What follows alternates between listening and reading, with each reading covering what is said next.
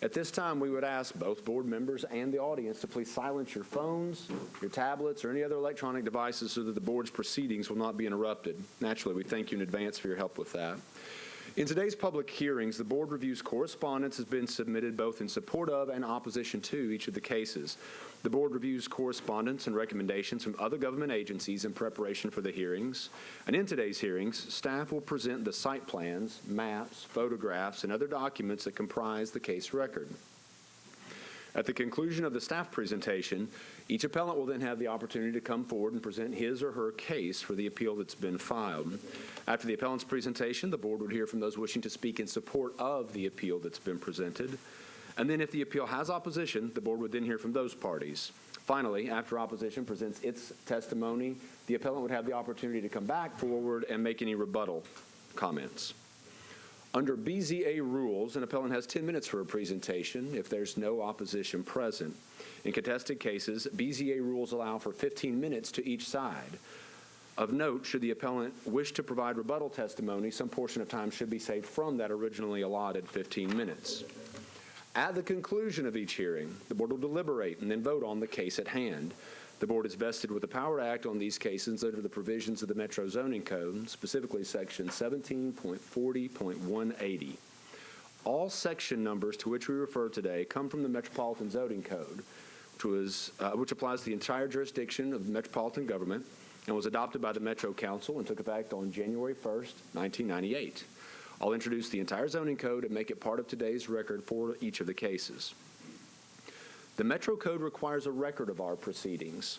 Because BZA meetings are recorded for cable access, public access television on cable and also uploaded to YouTube at a later date, it's imperative that anyone wishing to address the board come forward to do so, take one of the microphones at the front of the room, introduce yourself by name and address, and then make the desired presentation. Comments made from the gallery will not be recorded as part of the proceedings and will in fact interrupt the hearings. The Metro Code requires 4 of our 7 board members in order to establish quorum.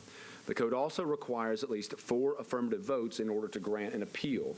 In the event that only 4 members are present for a vote and the appeal fails to receive those 4 affirmative votes, the appeal will be re-advertised for the next available public hearing. In the event that 5 or more board members are present and the appeal fails to receive 4 affirmative votes, the case will remain on the board's agenda for the next 30 days. Applications that fail to obtain 4 affirmative votes within that 30-day window shall be deemed denied by operation of law. Pursuant to board rules, an aggrieved party may appeal board decisions to the Chancery Court within 60 days of the hearing date. Additionally, an aggrieved party may file a motion for rehearing within 60 days of the original date, pursuant to the terms of the BZA rules and regulations. After that time elapses, the board's decision becomes final and no further action can be taken. For the appellants, if your appeal is granted, you are required to obtain the permit for which you have applied. A permit must be obtained within 2 years of a board approval in order to remain valid. After that time, you would be back at square one, making a new application to go to the BZA. It should also be noted that if any false or misleading testimony is presented to the board, any board approval can be withdrawn or revoked at a later date by means of a show cause hearing before the BZA. And with that, Mr. Chairman, I submit that all of the several cases in today's docket have been filed in the proper order. All appellants have been notified by certified mail, and all legal notice requirements have been fulfilled. A couple of preliminary announcements with regard to today's docket. First, case number 2017-274, which involves the property at 2926 Foster Creighton Drive in Council District number 16, is now deferred indefinitely. Case number 2017-307 involves the case at 1536 Arthur Avenue, and the appellant is Mr. Al Gregory. Is Mr. Gregory present? As he is not, Mr. Chairman, we will note that that case has been handled in Metro's environmental court. It's a short-term rental case where the parties agreed to take a 3-year ban on application based upon the incidents at the subject property, and that case will be withdrawn from our docket as well. Finally, cases 356 and 357, which involve the A and B units at the address 5207 Indiana Avenue in Council District number 20.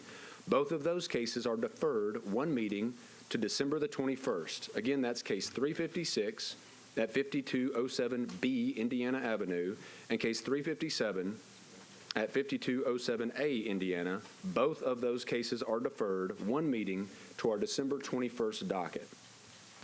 Yes, welcome to the Sidewalk Variance Board. We're happy to be here. And John Michael, as a longtime UT fan, I see the bright orange tie. It's like Pure coincidence, Mr. Chairman. When a new pope is being named, there's white smoke, so the orange means we have a new coach soon, hopefully? I believe so. Yes, very good. For members of the public, the board utilizes a consent agenda at each of its meetings. One board member reviews the record for each case prior to the hearing and tries to identify cases where the appellants have met the criteria for their requested action. If the reviewing board member determines that testimony in the case would not alter the material facts, then that case is recommended to the board for approval. We will enter into the record those cases that have been so recommended, and if anyone is here in opposition to one of the cases named for the consent agenda, just raise your hand, make sure that I see you, and the case will be removed from consent agenda and then heard in its regular order. Members of the audience, I'll ask that you bear with me as it is a lengthy list that we'll read off today. The cases that have been identified and recommended for the consent agenda are as follows. First, case 2017-333 involving the property at 1603 Hyman Street. Is there anyone here in opposition to case number 333? The second case is case 2017-334 involving the property at 515 Weekly Avenue. Is there anyone here in opposition to case number 334?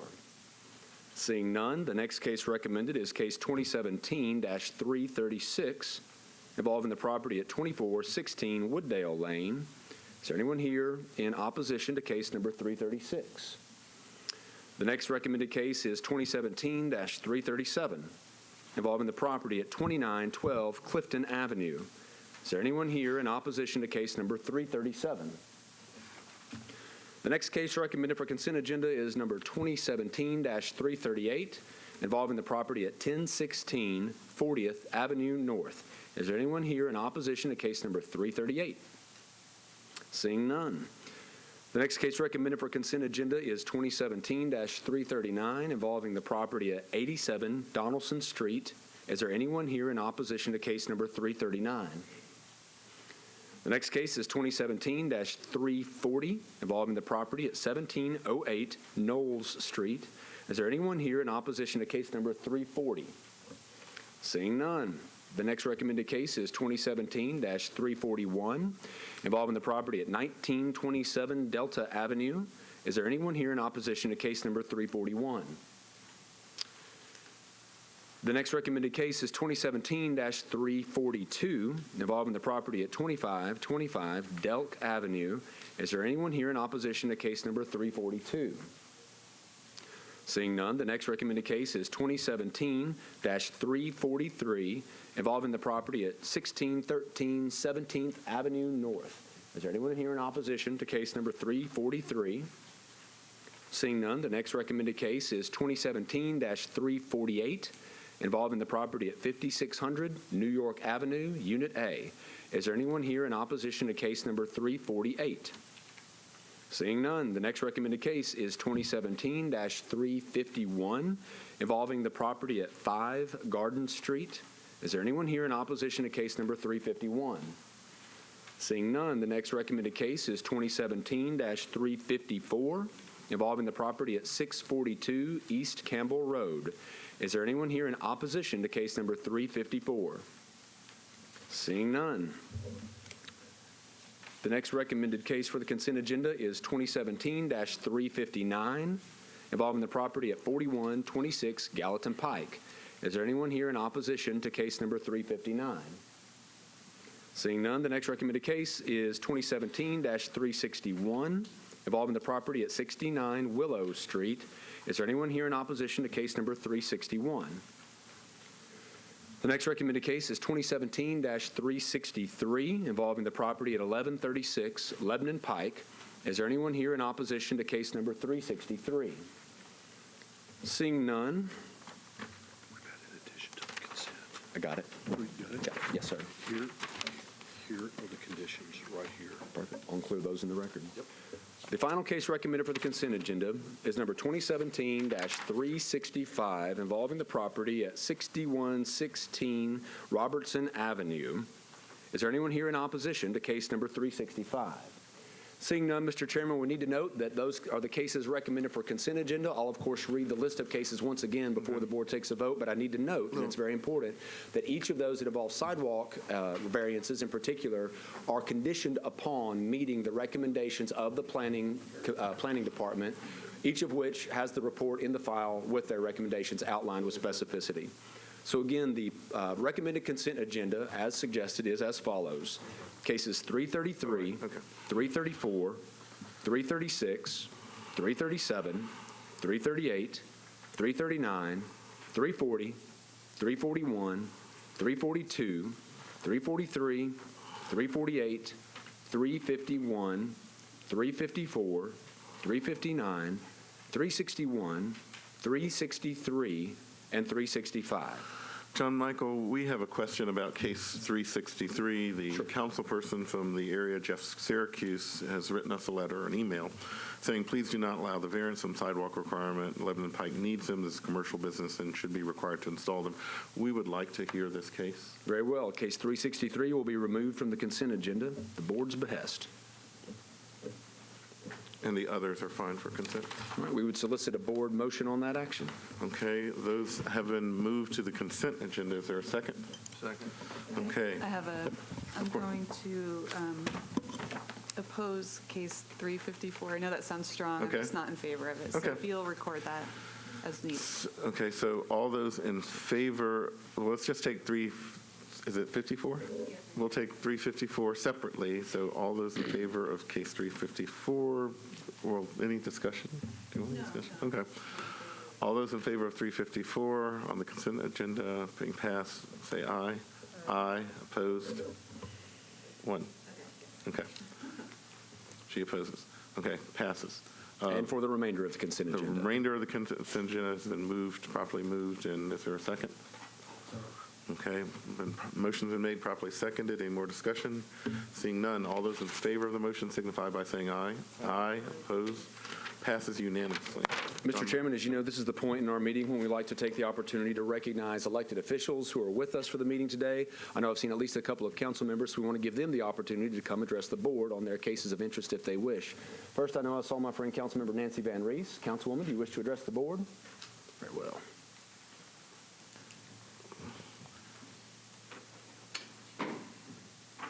So Madison is the new Green Hills. Congratulations. Good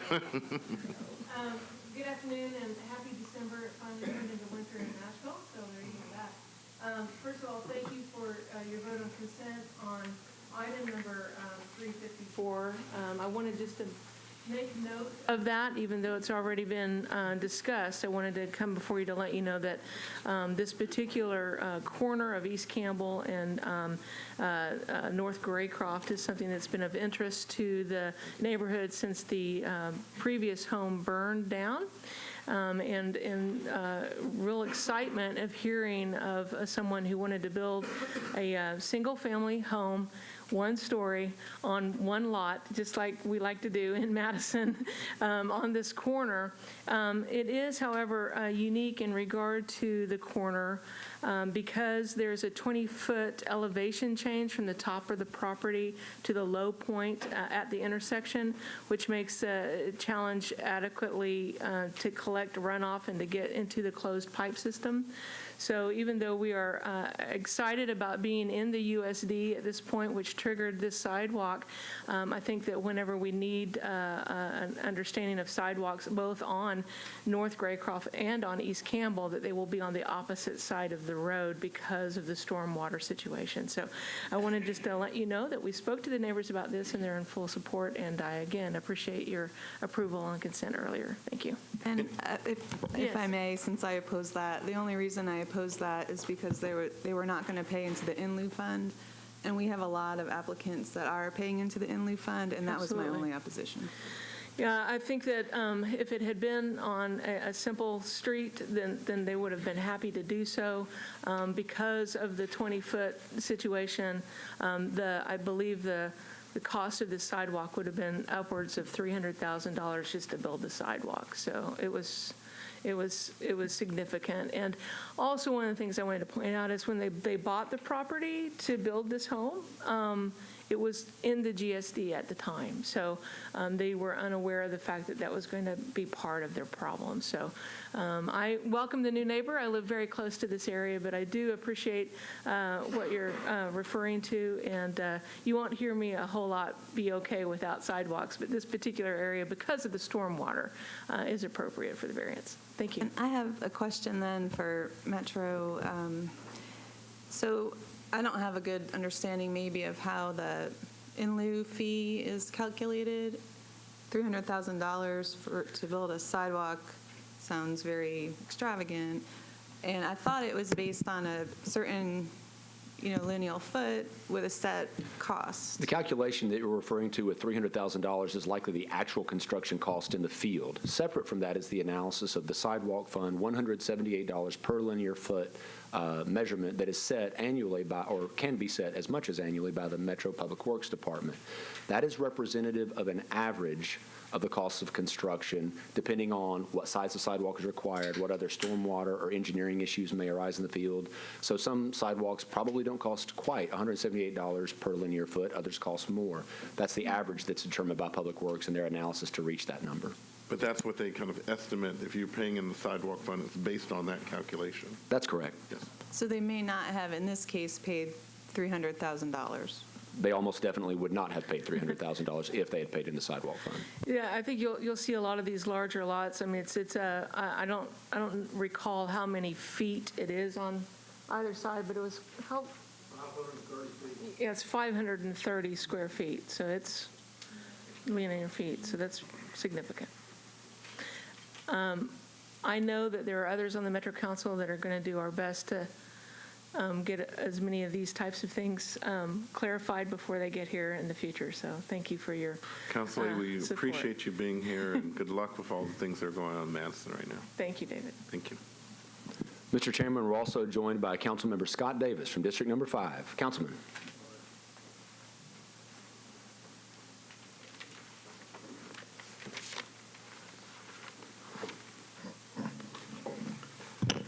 Thank you, Board. I appreciate you volunteering your time. I appreciate the Codes Department and the Metro employees and Metro Legal always working overtime without extra pay. We do appreciate you. And also, I just want to thank my colleague, and please help her. Her neighborhood is the next Green Hill. Next Green Hills, just like my area is the next downtown. So I apologize. This is going to be a little longer than usual. We'll be looking for the skyscrapers, Councilman Davis. River North, you'll see them. I have 4 things on the, actually 5 technically on the agenda today, and we're going to start, and this is very special because all of these applicants live in the 5th District, and all the applicants build affordable housing in the 5th District. And I'm only going to say this once, but you know my saying. What I do for the big developers, I will do for my individual neighbors. It's the only way I know how to operate, is to be fair. Let's start at case number 323. Let's see here. Make sure I didn't skip one because there's a few on there. No, that's the first one in the 5th.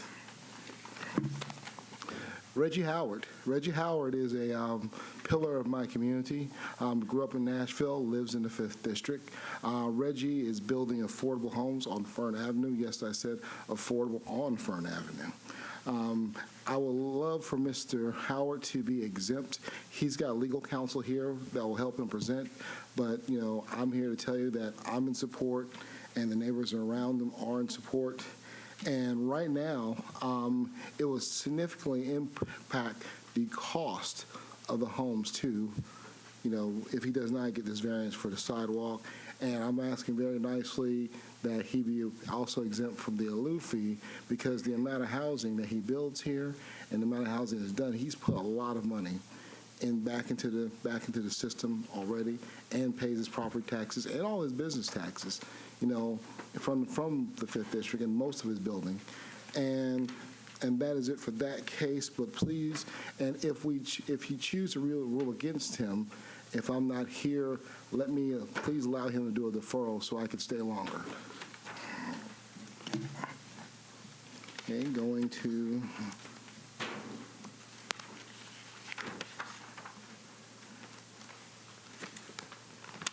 see here. Case number 350. Spain Avenue. This one is also a special case here. I am in support of this young couple being waived. They lived in my district for over 3 years. They've just had a brand new baby. And what they're doing is they're selling the back lot. They're still living in the house. They're selling the lot behind them that they own that's connected to their current house in order to have money for their child. And they're going to remain in the 5th District. This is not a property I rezoned. This is the lot behind them. And also, Spain has brand new sidewalks already. And so I would not want those brand new sidewalks to be pulled up, and they couldn't even be wider because Spain is a very narrow street as it is. So if we did a wider sidewalk, then, you know, it would be very small. Then there'll be only one car able to go down there at one time instead of two because of the narrowness of Spain Avenue. So once again, this is not a developer. Even though they do live, developers, as you see, do live in my district. This is just the average American family just trying to put food on the table. And so please support them in their request. Next, we have Sean Robert. Sean, and that is case number 352. Sean is an active member of my Cleveland Park Neighborhood Association. Sean is a affordable home builder that lives in the 5th. He knows the issues that we're having, and instead of wanting his neighbors displaced, he works hard to find affordable housing. And also, he's been very charitable to some of the needy families in my neighborhoods. So I just want to thank him for his help there. But at the same time, you know, the sidewalk variance is killing these small developers, causing higher overhead. And a lot of larger developers, it helps, you know, because maybe we can give them more density if they're developing a large tract.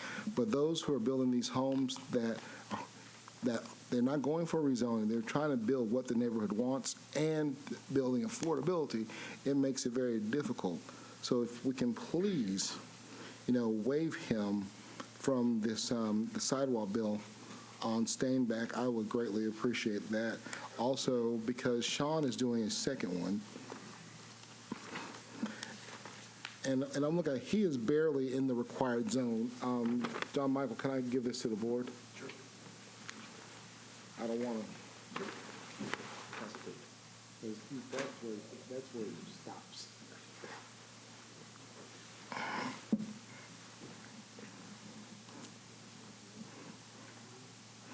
As you can see, Mr. Commissioner and Mr. Chair, that the end of his property at 1344 Steinbeck is barely in that area. And Steinbeck also, I have brand new sidewalks.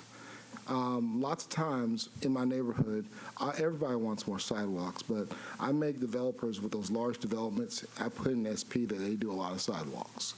And so I know lots of neighborhoods need sidewalks, and I want more sidewalks like everyone else. But lots of times I try to pass the cost off to the larger developers.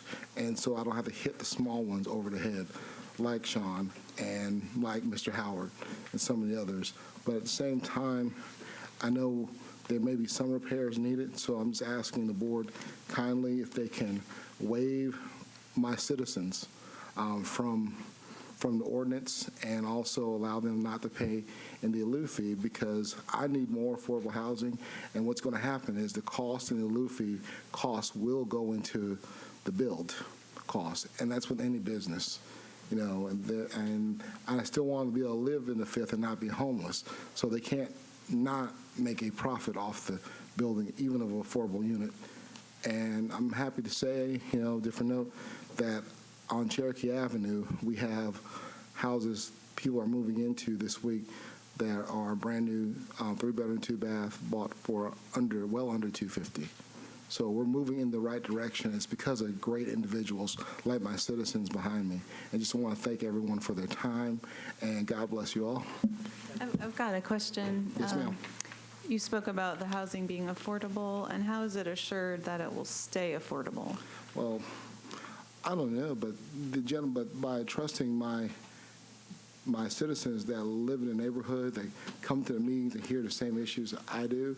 Now, other developers I've done, like with like some of the bills not on this agenda, but just like the ones off Attorney Lane where the water towers are, I had the developer give Eddie Latimer's group 2 acres. I've had, off Attorney Lane that borders Nancy Van Reese's district, I put a clause in there that it cannot be, that you cannot sell it more than 10% above what you bought it for, so it keeps it affordable. So when I have legislation that can add stuff to the SP, especially with rentals, I'm able to. But these builders are building within the zone, and what helps is they live there. And probably the larger project is Mr. Howard's, and with his whole family living in Nashville, and also him being a minority and hearing that, hey, we're getting pushed out of the urban core. I mean, their hearts are there, and they want to continue building so that, and doing the right thing, because opposition doesn't come down here to fight those fine gentlemen, because they know them, and they know the needs of the neighborhood. And the one on Spain is going to be affordable because they're still going to live there. They're just selling the back lot so that they can afford to have their baby and live there. So I'm in support, and I thank you. We do need to do more to make sure there's affordability. Okay. Any more questions from the council person?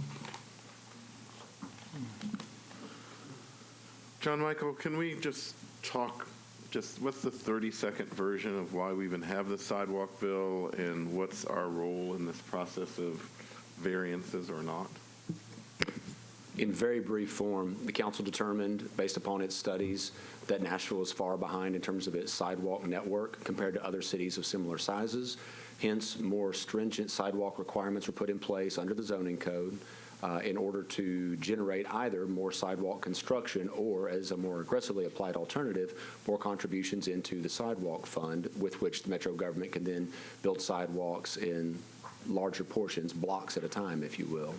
The board's role is to determine whether or not the cases presented to the board are eligible for or meet the criteria for variances from the black letter of the law as passed in the sidewalk ordinance 2016-493, I believe, that took effect on July the 1st. In many instances, we place a lot of weight on the recommendation from the planning department, who's analyzed a lot of these questions, both under the letter of the zoning laws, but also in conjunction with the major and collector street plan, which helps determine exactly how much sidewalk gets built at each location. And additionally, ours with zoning is but a part of the process because both planning and public works are involved in that analysis as well. Okay. Thank you. Thank you, Councilman Davis. Seeing no other members of our Metro Council present, I believe that will be the end unless there are other questions from the board. We'll take up our first called case for the day, Mr. Chairman.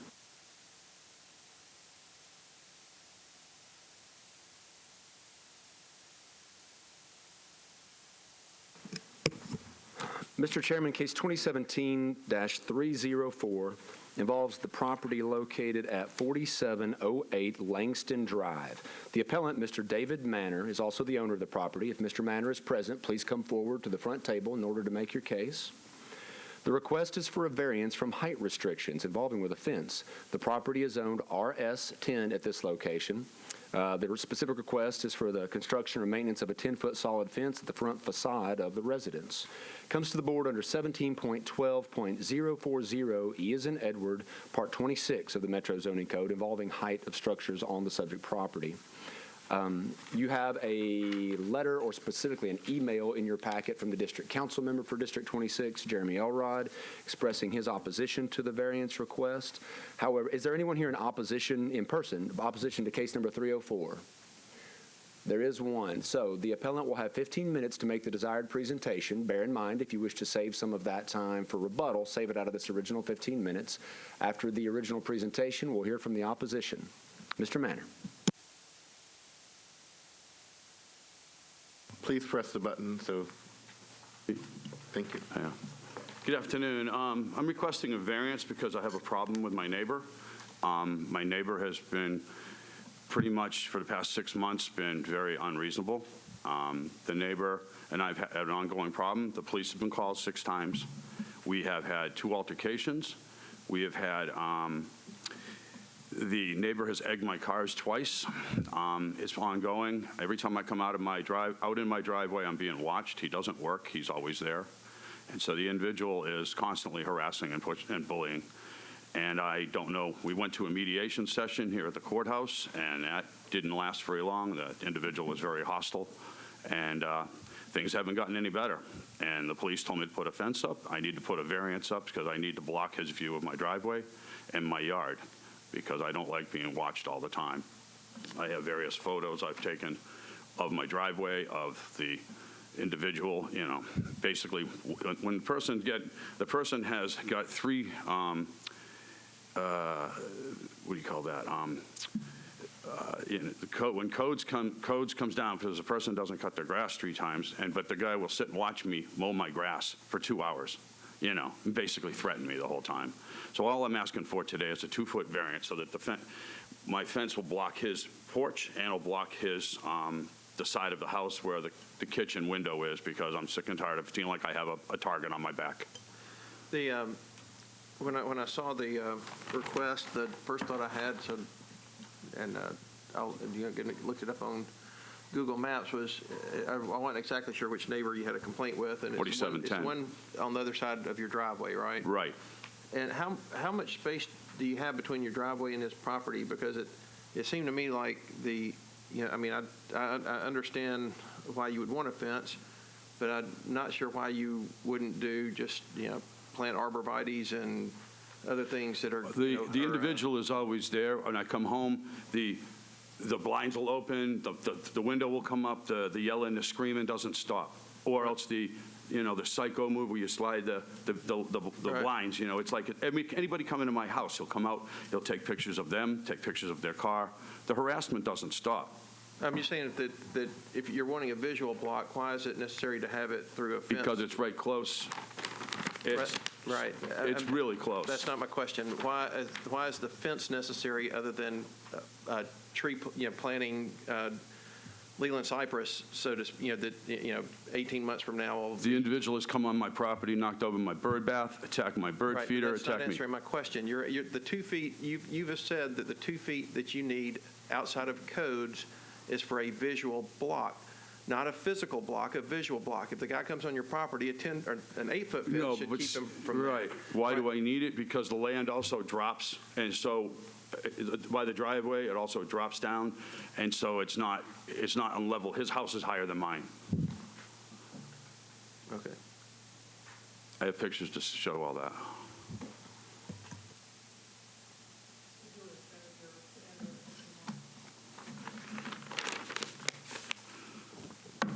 All right, I don't know how to.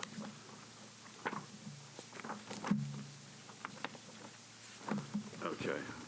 And why do you think a 10-foot fence? I mean, I'm sure the police did not tell you to build a 10-foot fence. What they? I mean, why? The police told me to put a fence up, but the problem is the individual is on his porch all the time. He'll come out. You start up a lawnmower, you start up a motorcycle, the individual comes out.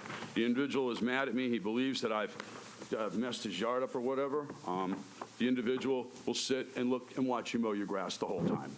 And he's looking for a fight, and I'm not going to give it to him because I'm here today to ask for the fence so that I won't have to deal with him anymore. This has been going on for 6 months. I used to take care of my elderly aunt. My other aunt is here today. My aunt I live with went in a home. I used to take care of the back part of the fence line because my aunt was blind and she liked to walk back there. My aunt's in a home, and now things have changed. This individual is, I don't know, there's a competency problem here. Cars can get egged, people can attack me in my driveway. I've had it. We're at the end of the road. I didn't want to be here, but I need a fence. I want to be able to block. I want to feel safe in my driveway, because when I come home, you can see the lights, you can see it go, he's there. He watched me. I go out to the mailbox, he goes out to the mailbox. He's looking for a fight, and he's going to get it, but I'm not going to do that. So besides the fence, did the police department say anything how you should handle There's this? nothing I can do. There's no law against being a nut on your own property until you do something. How far off your driveway is the property line? About 10 inches, 12. The fence people have already looked at it, said there's no problem with it.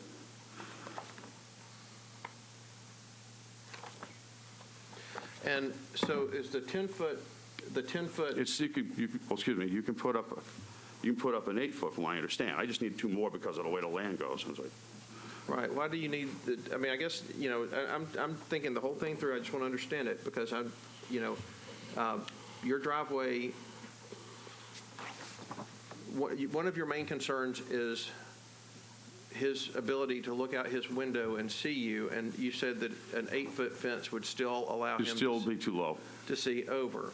And so does your fence need to be higher than 10 feet in any other sections except for the part that is in front of his house, the side of his house? The side of the house on up the side, up to the side of the porch, because he's always out there. And he lights that up at night. And that's about the length of where his house starts and the end of your driveway. So your backyard could go back down to. Right. It's only from the back to the end of his house, and then that's it. I just want to understand where the real problem is and what. The problem is from the back to the front of his. Okay.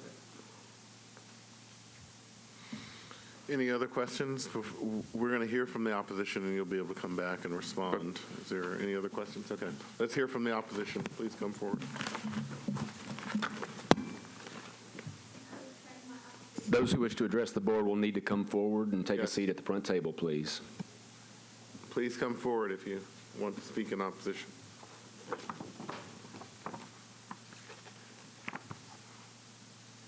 John Michael, while she's coming forward, can you talk to us about the fence law and what's allowed and what's not? In this particular case, 8 feet would be allowed, 10 would not. And you could go up to a little higher normally if the fence is not solid in certain parts. If it's still within the 8, okay.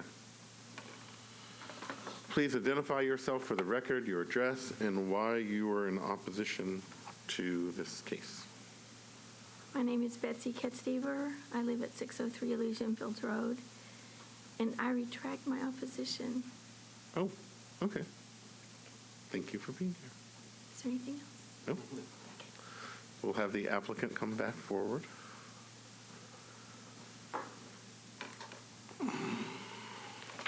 So, we're this zoning board here. We're not necessarily the mediation or the help neighbors get along with other neighbors. Fences make nice neighbors, I'm sorry. That's what the police told me. I think that there's lots of underlying problems, so I'm not sure, although it might help some of the instances, there still seem to be some ongoing problems between you and the neighbor here.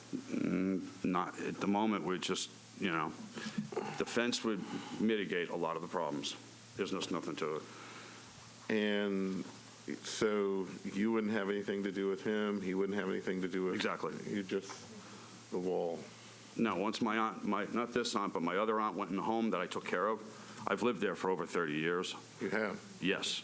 This guy has not lived. I used to work for the people in the back. I used to trim the tree line in the back, which we now know actually is not ours, but I would trim it because my aunt was blind, and this guy had it made. I was trimming it and taking care of it. This guy does not, he's very lackadaisical about taking care of his property. That's not either there.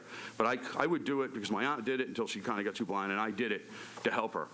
And over the time frame, I would actually help trim the guy's grass for him. His wife they'd give me steaks. They were happy I helped him because he was going out of town at that point in time. Since then, he's gotten divorced. He's now he's housebound or whatever, but it's just constant harassment. I mean, it goes on, and it's like I can't, there's not much, again, you ever wash eggs off your cars? I mean, they came back and they said, well, it came off that balcony. And I said, well, he did it. And they say he didn't do it because he said, well, it could have been kids. And I'm like, there's no kids in this neighborhood. This isn't what happened. The guy did it. There's no question in my mind about it, and I'm just, okay. How much is this fence going to cost you? $5,000, well spent. Okay. I need to have it done because, I mean, if you saw the pictures, I come out of my house, I have to look and see. I don't want to mess with him. I'm ex-Air Force. I'm ex-bouncer. I don't want to deal with him that way. I'd rather do that legally. That's why I'm here asking today for the variance. Okay. Any questions for the applicant? How long has he been your neighbor? About 15 years, of which I have, over the years, cut his grass completely to keep codes away from it. The neighbors, all the people on the street know the problem. They know this. The codes comes down, they code him, he takes his lawnmower, he cuts around his yard in circles. So, I mean, I don't get it. He leaves sticks leaving out. I mean, I don't care about any of that stuff. I just don't want to deal with him anymore. It's like I told the police. It's like when I went to the mediation. I said, look, the mediation didn't last 15 minutes before he stomped out. So I've already been to court with him once. I'm not like I'm asking for something new here. This gentleman has done this to me now, and I mean, I'm not going to, the third time's the charm. I've been attacked twice. I got it on film. I got a little stick in my pocket here that shows that. I mean, where I'm mowing my grass, the guy comes up and comes after me. So, you know, when you go mow your grass now, you have to go armed. I mean, it's gotten to the point where, so I just don't, the fence up, let him live his life on his side, and I'll be fine, and no problem. Are you aware that there are other neighbors that oppose this fence request as well because of the look of it? I mean, and you can see here on the overhead, that kind of fence isn't existing in your neighborhood right now.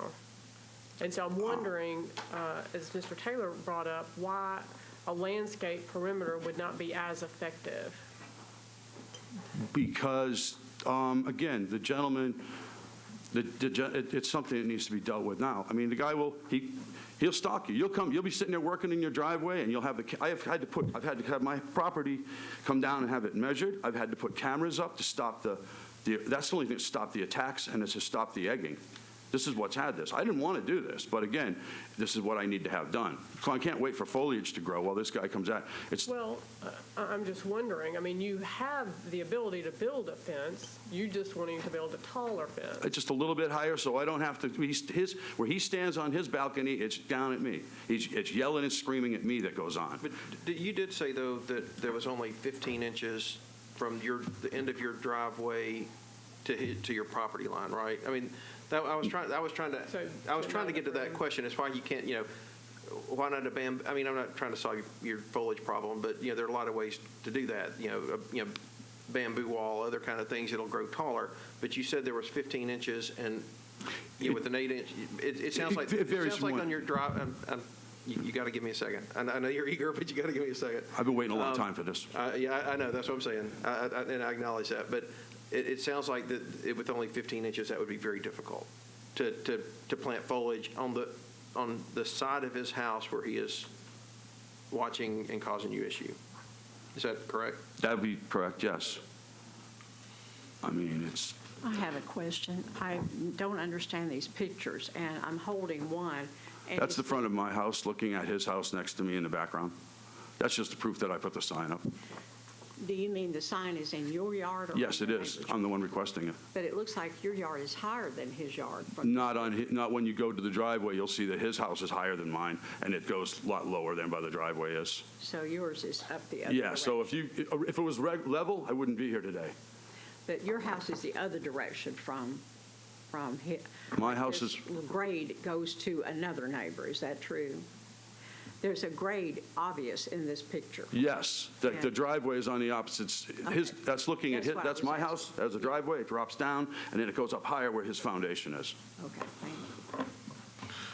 So we have 4 letters of opposition from people, and I will read one from the Fellenstein party.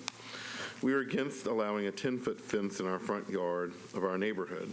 It makes both codes and police department extremely difficult, if not impossible, and also looks like a ghetto where someone is hiding a lot of trash. If one person gets this through, others will follow, and our home values will plummet, and our safety will be in question. So how do you respond to that? They don't have the problem I do. My boss lives in Smyrna. He put a fence up because he had a problem with a guy with a pit bull, and that fixed that problem after it killed his cat. So 10 feet. Let's talk about 10 feet again.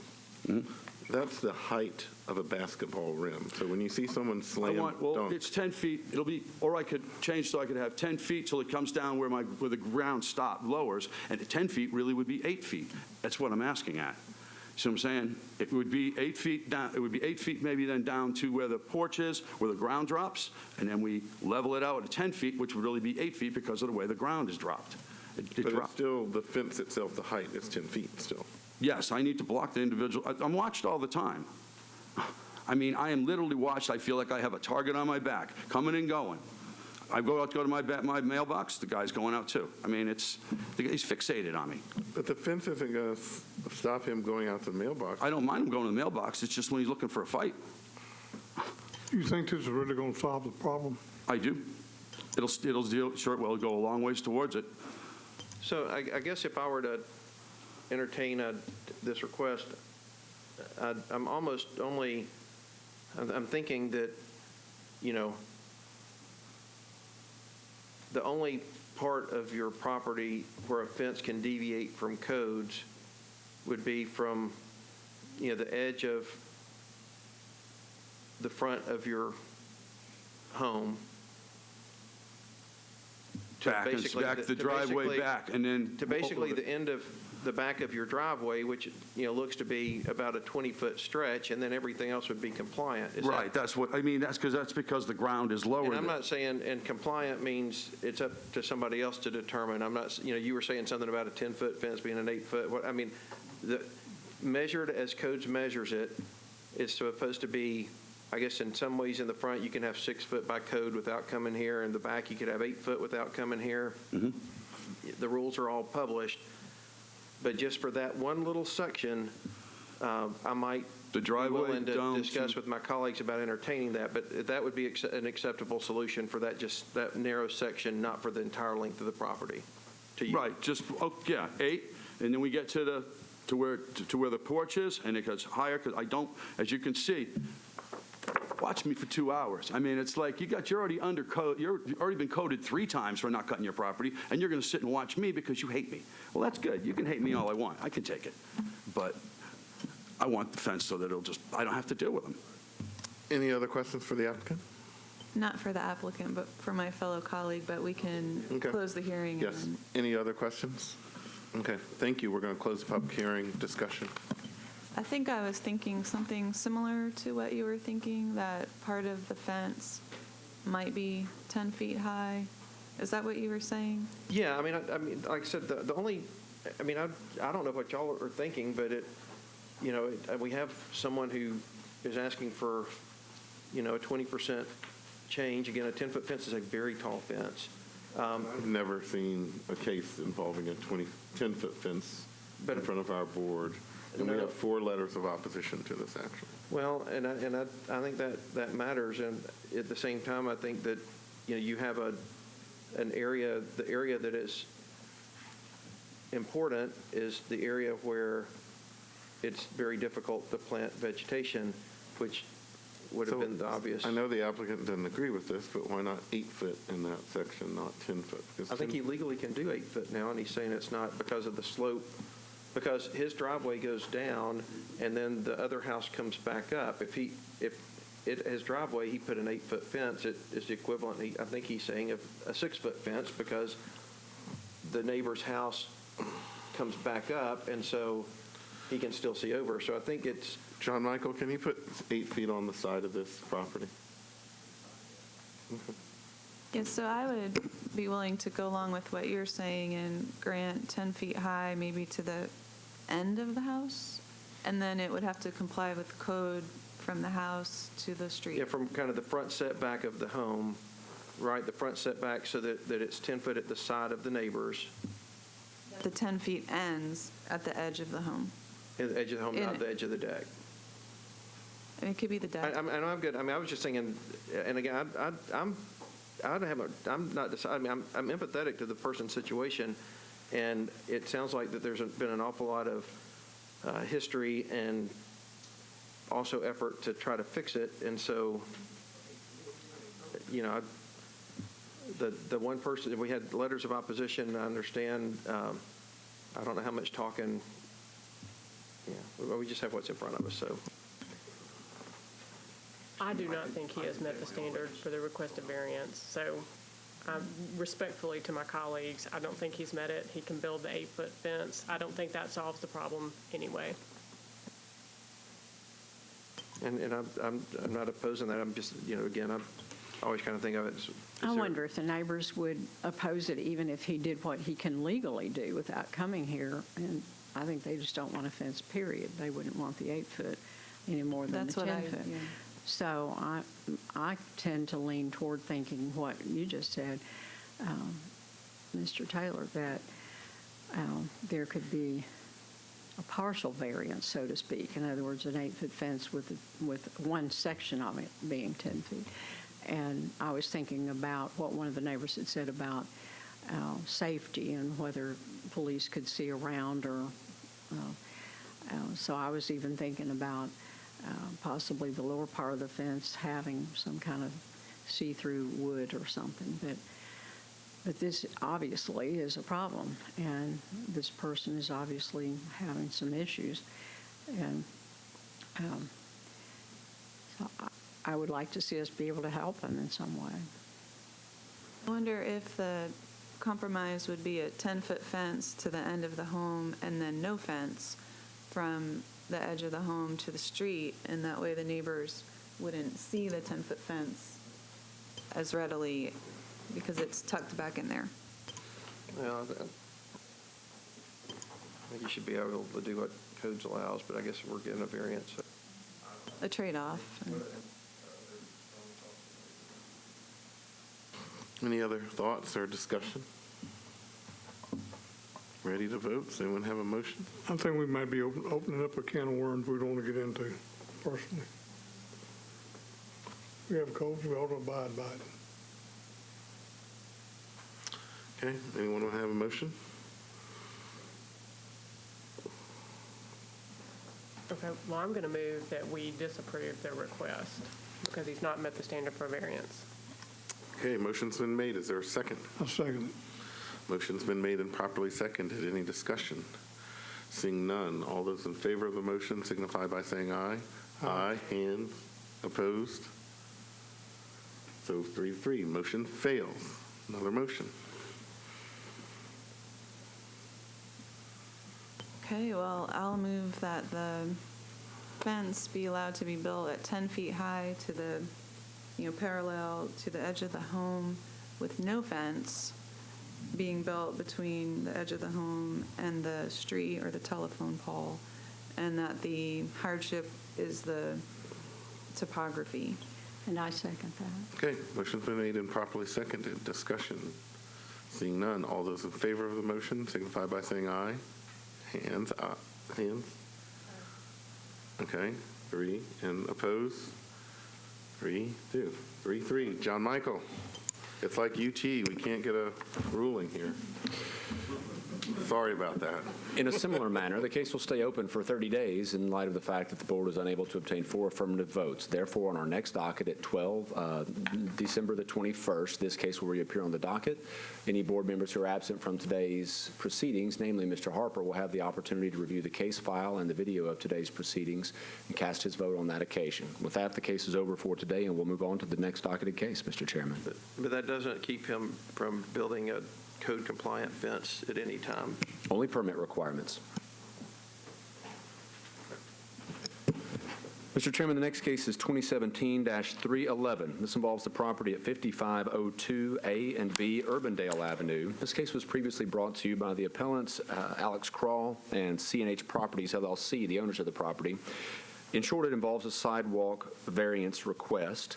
The request is to pay into the sidewalk fund for a portion of the property and yet construct sidewalk at another portion. We'll let the appellants explain the details of their proposal. You have information regarding the district council member from District 20 and her input on the matter. Councilmember Roberts has been in touch with the zoning administrator as recently as this morning.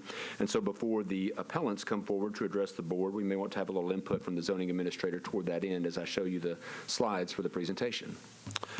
Yes, Board. The Council Lady, Mary Carolyn Roberts, contacted me just before the board meeting and said that she is strongly in favor of this variance.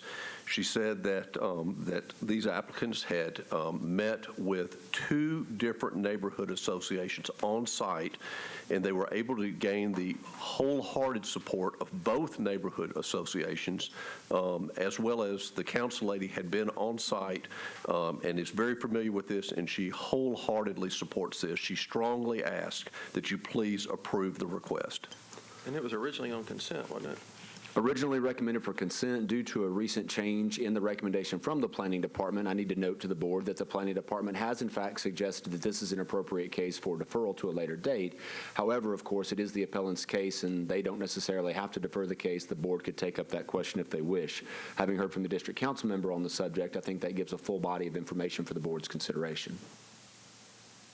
Okay, we're ready to hear the case. Please come forward, state your name and address for the record. Is there anyone in opposition to this case here today? Okay.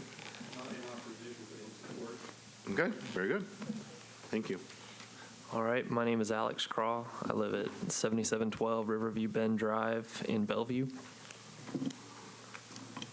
Keith Hendrick, 7270 CCC Road, Fairview, Tennessee. Okay, get us started. Why are you here? All right, I've got a little prepared statement. Thank you for seeing us today. My partner, Keith Hendrick, and I filed the BZA application with the hope that we could pay the in-lieu fee or build a sidewalk to match and improve the existing substandard sidewalk for our new construction builds at 5502 Urbandale Avenue. Urbandale Avenue is a collector street, T4-R-CA2, and the specs for the new sidewalk call for a 2-foot 6-inch curb and gutter, 6-foot grass strip, and 6-foot sidewalk. On October 2nd, we met with the Planning and Zoning Committee of the Nation's Neighborhood Association and explained our reasons for the variance request.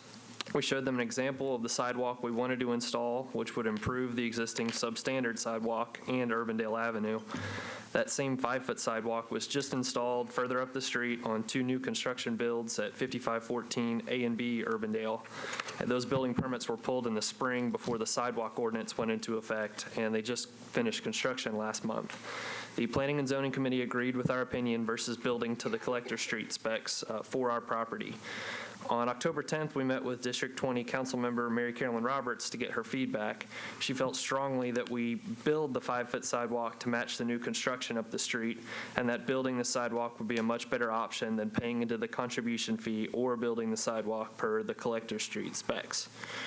Some of the hardships that we faced with this property, it is in the 100-year flood zone due to the new FEMA maps changing back in the spring. The house that sits on the corner to the right of our property at 5500 Urbandale is now in the stream buffer for Richland Creek and has some development restrictions. So if we were to build the proposed collector street sidewalk, it would terminate in the property owner's front yard. And we spoke with one of the owners of the property who agreed that they didn't want the foot traffic or liability if someone were to fall near this transition break of the sidewalk. There's also a sewer line that comes with a 10-foot public utility easement running down the entire left side of our property. Our lot is 50 feet wide by 125 feet deep, and our hope was to build detached townhomes. However, the easement creates a 10-foot side setback on the left side, and we were forced to build attached structures. Finally, there's a utility pole in the right-of-way corner that sits between our property and 5500 Urbandale Avenue that would need to be removed and relocated in order to install the new sidewalk per the collector street standards. All of the other utility poles on Urbandale Avenue would need to be removed and relocated if a sidewalk per these specs was built. There are only 10 properties on this stretch of Urbandale Avenue. Several of them have been recently renovated. 2 of them, like I mentioned before, are brand new construction, and several are in the flood zone. So unless Metro builds the sidewalk all at one time, I really don't think many other properties will be developed and install these new sidewalks per the specs. We were deferred at the November hearing. This gave us time to submit our 5-foot alternative sidewalk design to the Planning Commission. We did receive an approval from them back in November and found out Tuesday that we did not have their approval going forward. So thank you for your time and consideration. So really, you're just proposing to build a 5-foot sidewalk off the street like you showed in the picture that the folks do down the street. Exactly. Yes, yeah, they call that an existing sidewalk, and so we just wanted to improve and expand, and yes. So in board members, we have the Planning Commission disapproval recommendation in front of us. So as you said, the councilperson, Mary Carolyn Roberts, is in support of this, as well as the neighborhood groups. Yes, sir. Okay. Mr. Chairman, the council lady said that she regretted she couldn't be here. She had a commitment, but she said she feels very strongly about supporting this and that she would have been here if she possibly could have. So a bit of Nashville trivia for you related to the Nations. Urbandale was the name of the developer of the Nations in the 50s. They're the ones that built most of these houses. They named a street after themselves. So does anyone, have we read the recommendations of planning, and what do we think about what they have to say? No, I'm just, any questions for the applicant right now? We have someone else in support. Please come forward, and we'd love to hear from you too. And other gentlemen to your right, please identify yourself for the record. You did, so please tell us why you're here in support. Both of you. Me? Yes. Oh, I'm part owner. Okay. Yeah, hi, my name is Tim Brown. I live at 5303A Kentucky Avenue in the Nations, and I am on the Nations Association Planning and Zoning Committee. And we did meet with the gentleman, and we did a walkthrough of that area and are in support of their proposed resolution, which was to build the in-kind sidewalk, and I believe also pay into the in lieu of fund as an added thing. And I just wanted to say that his reporting of the Nations Association support is accurate, and that we, as a result of this one, have put forth a general policy to support, or excuse me, to oppose sidewalk variances except when the in lieu of payment is not an option, as is this case. So we reviewed it and support their. Questions for the applicants or their supporters? I just want to be sure I understand what you just said. They are proposing to build the 5-foot sidewalk and also pay into the in lieu fee? Well, when we originally put in the BZA application, we didn't really understand that an alternative sidewalk design was an option. At that time when we put our application in, it was either to pay the fee or to build the sidewalk per their specs. And after talking with Mary Carolyn Roberts, she said, please don't pay into the fee, please just build this sidewalk. May I say that my understanding was before that discussion, so if that was what they determined, then I was in error. Thank you. Any other questions for the applicant or the supporters? Anything else to add? Okay, thank you. We're going to close the public hearing. Discussion. Thank you very much. I think it sounds like I think it should have, it was good originally on the consent agenda. I think the reason it was on the consent agenda was a legitimate reason. So I'm happy to move that we grant this variance, provided that the applicant build a 5-foot sidewalk per their discussions with their council member and the neighborhood association, and that there would be no in lieu fine paid. And I second that. Motion's been made and properly seconded. Any more discussion? Seeing none, all those in favor signify by saying aye. Aye. Oppose. Passes unanimous. Oh, one? No. Okay. Mr. King opposes. So 5-1. John Michael. The next case for the board's consideration is number 2017-321 involving the property at 1107 Seymour. This is an item A appeal involving a short-term rental permit. And the permit application was denied based upon the applicant's prior operation of the short-term rental at subject property. Summer Harlow is the appellant and owner of the property. As Ms. Harlow comes forward, we'll show these photos to the board of the face of the property and the aerial within the neighborhood. Is there anyone here in opposition to case number 321? Seeing none, Ms. Harlow, you'll have 10 minutes to make the desired presentation. Please introduce yourself by name and address. Please press the button. No, just press it once, the one at the very bottom. Yes. Summer Harlow, 1107 Seymour Avenue. Please state why you're here and what you're asking of the board. Basically just asking for approval on my short-term rental permit. I was denied because I failed to obtain the appropriate permit. So help us with this. You posted on Airbnb or one of the sites like that? Correct, yes. I was operating without a permit. And Which why didn't we have a permit? No excuse not to do that. I will say that I did attempt to come down to the offices. I was told 2 different times before my first rental that they weren't taking any more people for the day. I was there maybe 11:30 noon. I travel for work a lot. I'm gone probably 40-50% of the year, making it a little difficult to have the time to come down. Like I said, no excuse for not being more aggressive and getting it done. So how many times did you rent it? I don't know exactly. Maybe 5, 10, 20, I would say 50? between 5 and 10. Okay. So you had, if you rented it between 5 and 10, it looks like on one site you had 11 reviews, another one you had, well, here's it says 35 reviews. I had a home in Denver that I had on Airbnb as well. You had a what? A home in Denver, Colorado. But you had 11 reviews for this property. Oh, okay, then. Just out of curiosity, what kind of laws did they have in Denver when you did it? There were laws. I mean, you had to have a permit clearly, but the process of obtaining one was not as hard, and my home wasn't as popular, I guess, in Denver as it has been here. Yeah, like I said, there's Because Nashville is more popular than Denver. right. That's what I'm saying. My home in Denver wasn't as popular. I Even though didn't we have as many aspire calls. to have good transit like Denver, we're going to get there. Right. But you had a permit for the one in Denver? Yes, ma'am. And when did you start renting that one out? I lived in Denver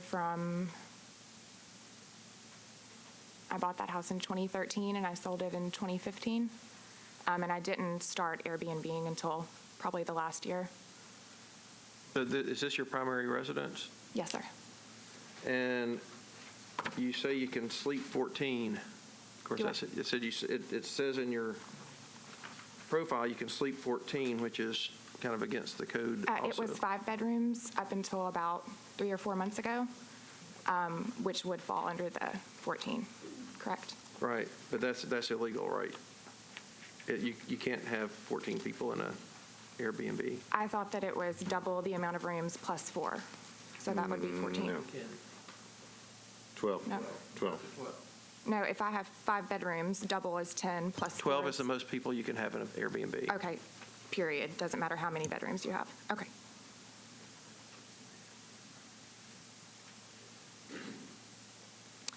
Also, I have some documentation as far as the QLIS system, using that to get in line for the permit office, that I did attempt to do that before my home and my property was flagged. I don't want anybody to think that I'm trying to make So excuses. tell us about the 'cause I'm not, process. but- When did you find out that, well, it sounds like you knew you were in violation of our permits because you came down here and you didn't get a permit, and then you just continue to operate. But when did you hear from codes about enforcement? It was September 28th. And what happened? I just got a letter saying that I needed to. Okay, and so what did you do once you got that enforcement letter? For example, did you continue to rent? I came down to the permit office and was able to get through that time. I used the QLIS system, and that's when I was denied the permit. It said, I believe the letter said I had 21 days to stop operating. 21 days to stop operating? Yes. I could be wrong on the date, but it did allow me a So how certain many amount of time. more rentals did you have after you got the letter from the city? Maybe one, possibly. And why didn't you cancel that one? Well, if I can find the letter, I can tell you exactly how many days it was. I know. But why didn't you cancel that one? Because the letter stated I had a certain amount of days to stop operating. And do you have any postings online right now for this house? No, it's been taken down. I deactivated it my understanding is that you can either completely delete your listing, which I didn't want to do because I was hoping at some point I would get approval and I could go on about my business. But I did deactivate it for as long as it would allow me to without completely taking it down, and I think that was 6 months or so. Okay. I haven't had any requests for more than 6 months out, but if I was to have requests, I clearly would not accept them. I want to ask you a word that I missed that you said when you went back and used some certain process that made it more easy for you to get through to. The QLIS system is Say that again. QLIS, the letter Q, LESS. It's a text number where it allows you to like save your spot in line. I just didn't hear you. Thank Right, you. Right. I did that, I think it was 3 or 4 times where I would, get up early at like 7 o'clock when it opened and, or when the line opened and try to text it and get my place in line. There were 2 to 3 different times where finally when I got through the system, I was working or, in a meeting and was not able to get down to the office. And like I said, it finally worked out where when they said, you're next in line, get down here, I was able to get here on time and have my meeting, to which then my permit was denied. I'd like to hear from Mr. Osborne, our codes enforcer, related to short-term rentals. No. This is actually Mr. McBroom who can address this particular item. Okay. Mr. McBroom, how did you hear about this? What did you do about it? And do you have any other information about this property? Yes, this information came to me through Codes Online, which is the email complaint line prior to the hotline. So let's talk about this. So if I know of somebody doing something wrong with a short-term rental, I can complain online? Is it anonymous too? Yes, absolutely. You do not have to remain. So where do I go to do that? I beg your pardon? Where do I go to do that? You go to nashville.gov and you receive that information. Okay. So tell us about this property. The property complaint said that it was a property being operated as a short-term rental property that was not permitted. I then accessed the advertisements online and found that to be the truth. I found an advertisement on Airbnb. I did not find it on HomeAway or VRBO, which are the 2 most common sites. I issued a letter of notification of violation, which went out on the 28th, perhaps mailed on the 29th of September. The reinspection date was scheduled for October the 19th, which is our normal procedure. However, on October the 5th, I posted a stop work order at the property. On the reinspection date, the advertisement had been removed, so I marked it in compliance and closed the case. I checked with the zoning permitting authority, and they had it scheduled for a BZA appeal. I rechecked it on 11/16, which was the first time that it appeared on the BZA docket, and it was still down on Airbnb and was not found on HomeAway, and same for today. Does anyone have any questions for Mr. McBroom? I do. I can see where the applicant is speaking of 21 days because of the date of notice was the 28th of September, and the date, I guess, of reinspection is October 19th. And so the statement that says, therefore, you are to have the violation or cause removed and or corrected before October 19th, 2017, not that clear to me. So what does that actually mean? Well, that is the standard. We normally give 15 days, plus we give, I allow for mailing time. However, once the stop work order is posted, then it's supposed to cease at that time. But from your investigation, the applicant did stop after the stop work order. Yes, sir. It showed at the time that I found the violation that there were 11 reviews. I did not find an advertisement after that date that showed additional reviews. And also one of those reviews was saying it was a cancellation. And Mr. Chairman, of note, I'm sure the legal counsel who has represented the vast majority of these cases in environmental court can speak to this, but that reinspection date is basically the opportunity for the Codes Department to confirm that the property has stopped actively violating, at which point they do not have to issue a warrant, which would take them to environmental court. There is still the separate matter of eligibility for the permit based upon the prior operation, of course. I'm just making a comment. It's just being someone who just read this right now, I didn't understand that from the letter, and it's just a comment, and maybe the letter can explain that better for future people who might be in violation. I'll just step in and confirm what Mr. Michael just said. The date is the deadline by which codes will re-inspect. It's not necessarily to suggest that you could or should continue violating the law in the meantime. It's just... No, I just wish it said, I wish it described more what October 19th really meant. But this could be a conversation for another day. I have a question for our council. You know, the Metro Council is looking at changing the short-term rental enforcement and kind of appeal process, but why does a case like here come in front of us, not environmental court or vice versa? According to the law, as it is written right now, it can come either to the BZA or to the environmental court, and it really just depends on if we determine that someone is violating the code, we send a letter advising them that they are in violation and requesting that they come into compliance. Because the law says if you've operated, you can't get a permit, if they come in and try to get a permit, it's denied, and then the onus is on them to appeal to the BZA. If they do not come into compliance, we re-inspect, determine they have not come into compliance. We then initiate a warrant in environmental court. So it's really just whether the initial actor is the appellant making the appeal or that's the first time I've heard this explanation, so thank you for doing that. Because I always wonder why some cases, particularly even some egregious cases, end up not going to environmental court at first. And that's really just I guess, kind of a policy or and the law doesn't say it has to be done that way. The law says if you violate it, we can take you to environmental court.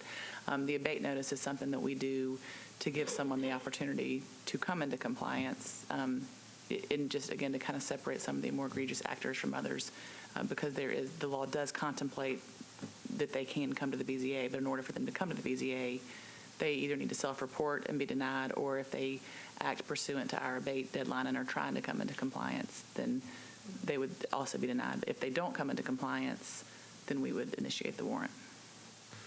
Any more questions for Mr. McBroom or our council? Well, I'll say it does say in the letter, in large letters, to cease operating and advertising. So it is, that part is clear. It was just the October 19th, which wasn't clear to me. And Yes, you were ma'am. very polite. It says please. Yes, ma'am. That's the remedial text, which I add. The other documentation is the standard document, over which I have no control. I'll just trying to understand it. Any other questions for anyone? Okay, thank you. Do you have anything else to add? Yeah, I wanted to apologize and say, I completely understand why, things are the way they are and why I needed to take the appropriate steps. I'm sorry for not being more aggressive about that and just clearly moving forward with my property.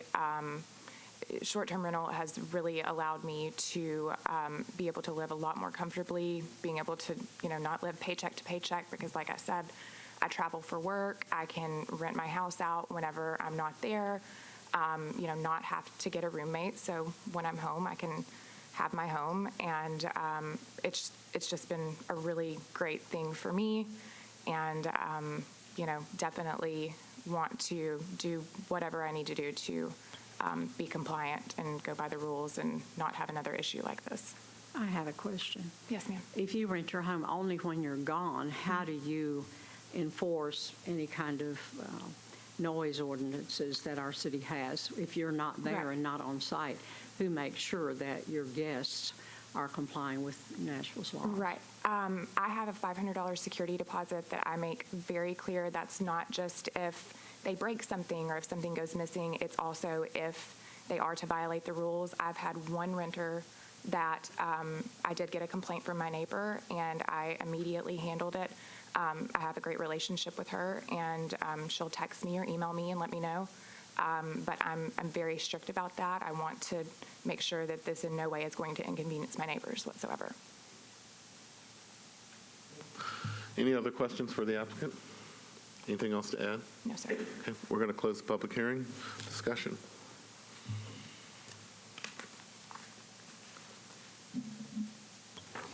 I guess I want to make a comment, and that's why I asked about getting on the queue list. I want that to be publicized. I have a family member who has tried for 3 years to get a permit, so I do understand that we're putting people in a position that it's very difficult to get these permits, and I have great sympathy for people who travel for a living, and I just want to make that comment more than anything, and I'll be prepared to make a motion when y'all are ready. Yeah, my understanding of this queue list system, I have friends that are developers, and they get down to codes at like 6:30 or 7 in the morning, well before the office opens, just to get in line. And so apparently what the queue list does is let you kind of hopefully get a place in line and then come back later. So, Well, but a lot of people don't know about that. That's Right. why I thought it was important for us to bring Yes. that out today. okay. Discussion on this case?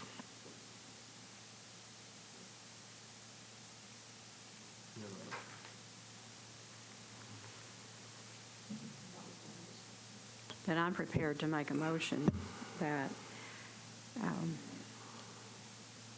the zoning administrator did not err in denying this permit, and that under the law, as I understand, we're operating, it changes almost weekly, that as I understand that we have the authority to reduce the one-year penance period, and I would be willing to put in my motion that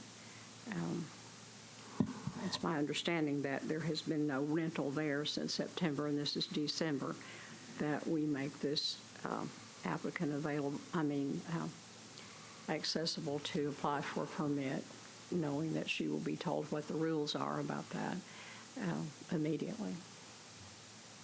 Motion's been made. Is there a second? Okay, discussion. Well, I feel like the penalty should be a little bit harsher because there was the knowledge that permits are needed, albeit it was in Denver. And there was also knowledge that there was permits here. She just decided when she couldn't get it, she would I would back. accept a friendly amendment to my motion. I'm friendly.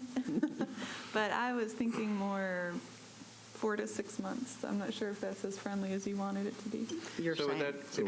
From the 4 to 6 months. From September?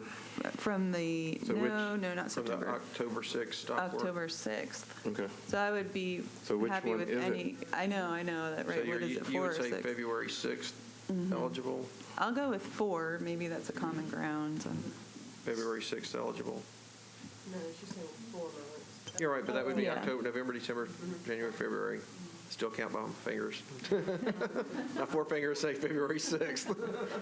I would support the 6 months, I can't support 4 myself. You'd like to support 6? Yes. I could make an amendment to be 6, Well, or I could make a new motion, or, okay, would you amend it to 4? And are you saying that she would be eligible February 6th?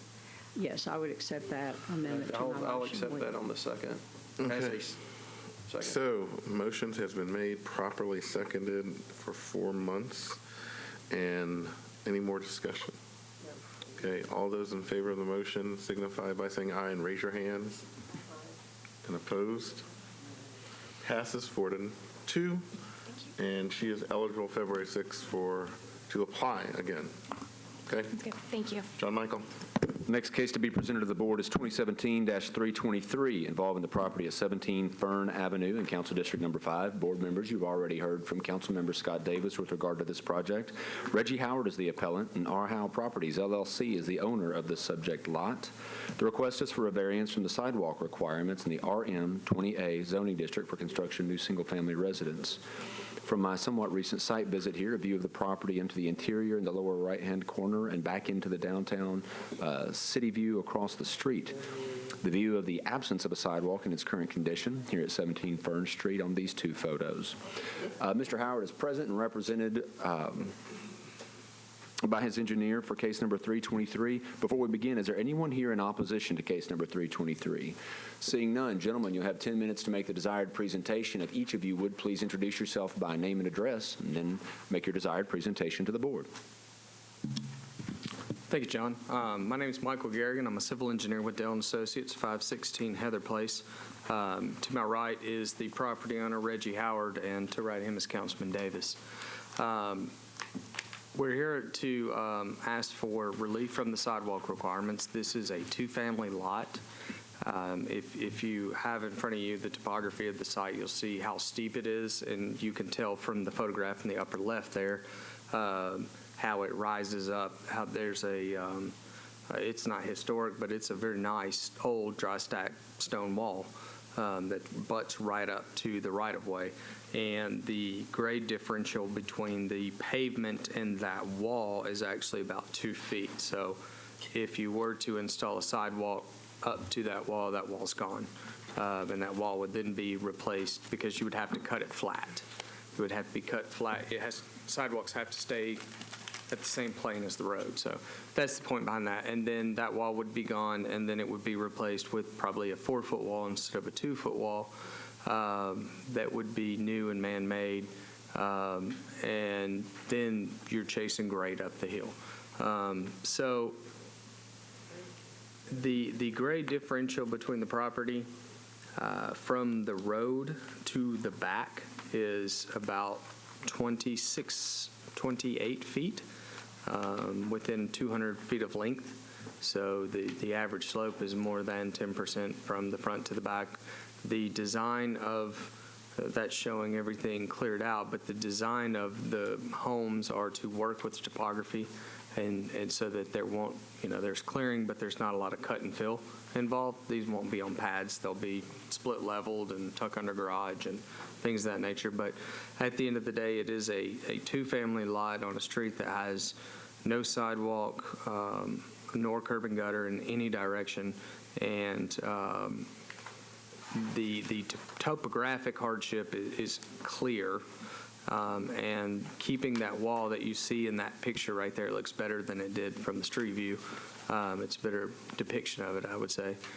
It is a nice focal piece for my client's 2 homes that he wants to build on this property. So with that, I'll turn it over to Mr. Howard if he has anything to state, and/or Councilman Davis. Is this property, have we given this property a variance before? Did this one get a height variance or something? Yes, it did. The picture looked familiar, and it's coming back now that there's like a cell tower behind you, and we gave you a height variance, and to the same property. Absolutely. So, basically, I was just here to... please identify yourself for the record and your address. Reginald Howard of 15 and 17 Fern Avenue, Row Properties. And so, basically, we're here today to just, with the issue of the sidewalk ordinance, like we've heard every other case here, we're just trying to see what we could do as far as moving forward with the build before something else is passed. Any questions for the applicant? Speak up. I can't hear you. Okay, what did you want to? I didn't hear anything you said. Oh, no, I was just explaining the purpose of being here, basically. And that was it. And I brought the engineer to explain the technical issues of the property. Yes, ma'am. To speak very, a little bit more technically speaking about the issues is we have this site graded out currently, and it's going to walk with the topography the best that we can, with having so much fall on the site. And by, I'm sorry, by keeping that area between that wall to the street completely flat to accommodate a sidewalk and ADA and whatnot, it essentially causes us to just chase grade up the hill constantly. Because right now it is steep, but it's a nice grade. And if we can follow that, it works out great. But the second you take something that is looking like this and you go flat there, and then you've got to catch up pretty quickly. And that is... Therein lies the challenge from a topographic standpoint, and just from just an aesthetic standpoint. That stacked stone wall has been there for a really long time, and to me it's a lot more aesthetically pleasing than a 4-foot pre-split CMU wall or whatever else would have to go in its place.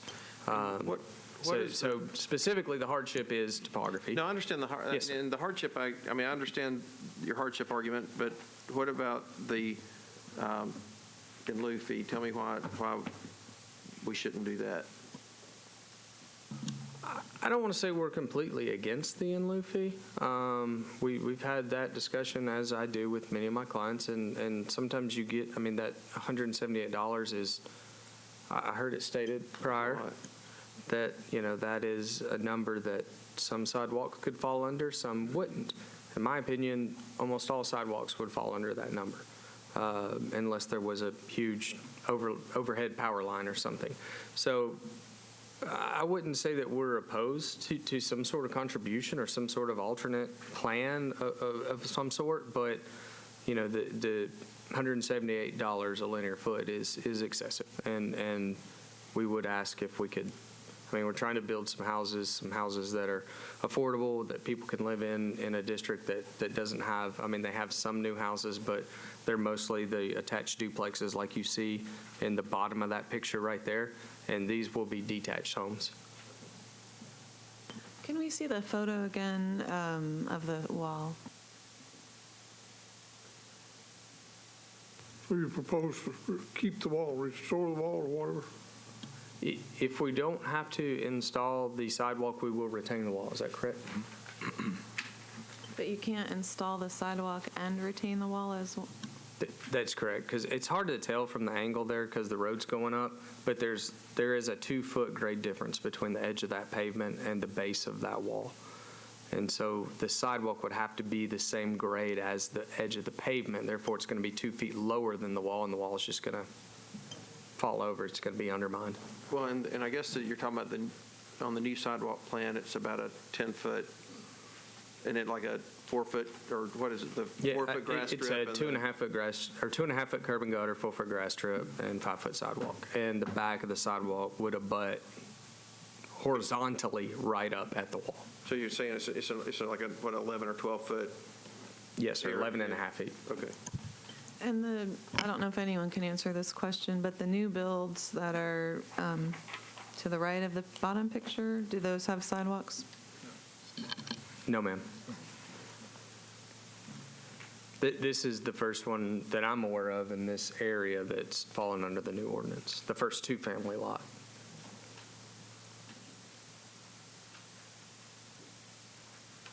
Any other questions of the applicant? Anything else to add? Okay. We're going to close the public hearing. Discussion.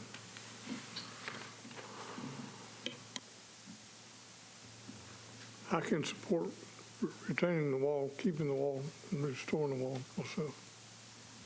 Yeah, I mean, the wall looks like it was probably built in the 60s, maybe 70s. Yeah, I mean, I think it is a steep hill, and I do think that there's some issues there. The fee, I don't know. I mean, we used to have the ability to only grant a variance or not a variance and not require a fee, and now the council has given us the ability to charge the fee or not charge the fee, but we can't adjust the fee. We can't adjust the fee, so it's either all or nothing. That makes it a little tough. But I think there's a hardship for the sidewalk variance. Anyone have a motion?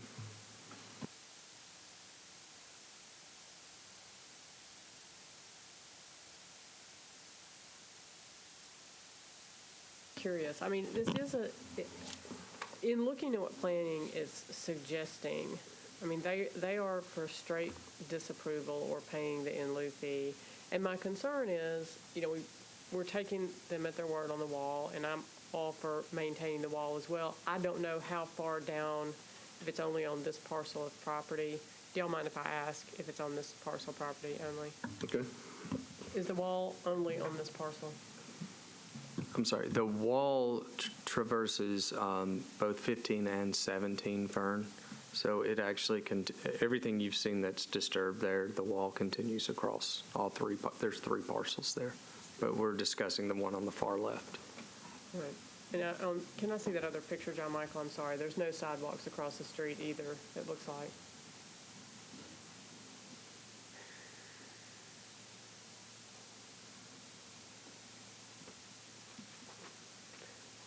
All right. I'm ready to vote on a motion if someone has one. Does anyone have a motion? I'm ready to vote if somebody has a motion. I do not. Well, I mean, I guess is there a consensus or thought on the fee? Well, I'll just be honest, I can't support not building a sidewalk and not paying the fee, if that's what we've been, I guess, instructed to do, or if that's what's in the ordinance. It's up to our discretion whether we allow someone to If be we in the- find a hardship. Well, that was what I was asking. So your leaning is the fee. Where do other folks stand? I mean, the motion is, it sounds like there's thoughts that the hardship is there. And we have the ability to do either one. My thought on the fee is we have a councilman here who comes to this board a lot. I think he supports the individuals and the businesses in his district, and it seems to me if he believes that the fee should be waived, I'm willing to agree with that. That's my take. Okay, is that a motion? I can make that a Good. motion. I would move that we grant the variance from the sidewalk requirement as well as the requirement that the applicant pay into the in lieu, make an in lieu contribution. And the hardship is the topography. I'm sorry, and the topography as saving the well wall. as the historic wall. Okay. I'll second. Okay, motion's been made, properly seconded. Any discussion? Seeing none, all those in favor of the motion signify by saying aye. Aye. Opposed? Passes unanimously. Oh. 2 opposition. Okay. 4-2. Still passes. Good luck. Thank you for being here. Thank you all very Michael. much. Thank you.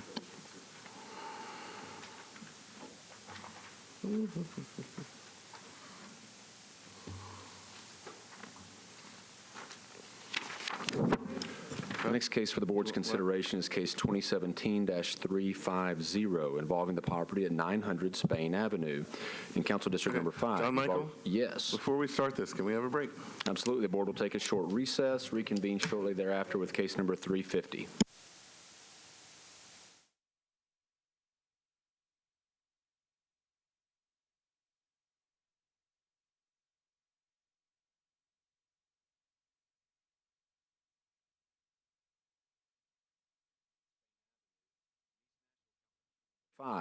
Mr. Chairman, you'll recall you've already heard from Councilman Scott Davis, who is still present on this matter as well, with regard to his take on the matter. The variance request is for a variance from sidewalk requirements. This is an R6 zoning district. The aerial photo of the property shown here with the marker between the primary structure and the garage just beside it. You'll notice the intersection with Spain here in the nearest street at the upper left-hand corner of the aerial. From my recent site visit, the face of the property and then the view directly across the street there in the upper left-hand corner. These 3 photos show at the bottom portion the views up and down Spain Avenue and then back down the side street from the corner of this corner lot in the upper left-hand corner. Is there anyone here in opposition to case number 350? Seeing none, the appellants will have 10 minutes to make the desired presentation. Please introduce yourself by name and address to the board and then address them as need be. Hi, I am Jeffrey Alford. I am 900 Spain Avenue, owner and occupy there. Me and my wife purchased the house 3 years ago. We've lived there the whole time. And we just recently, 1 year ago, had a daughter, our first child. So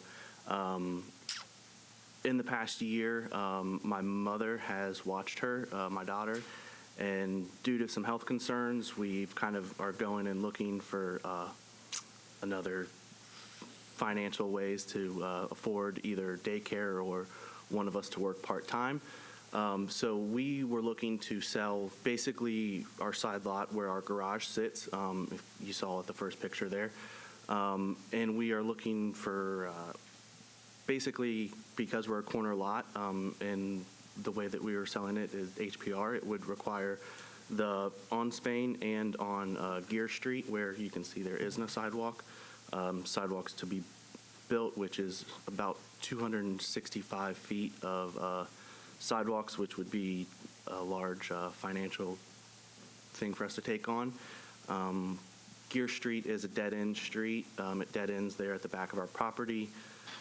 The sidewalk on there would also encroach onto 5 existing mature trees. There's a dogwood that's 20 feet tall, walnut tree that's 40 feet tall, and some other foliage right on the corner there. And on Spain Avenue, there is already an existing sidewalk that is there, so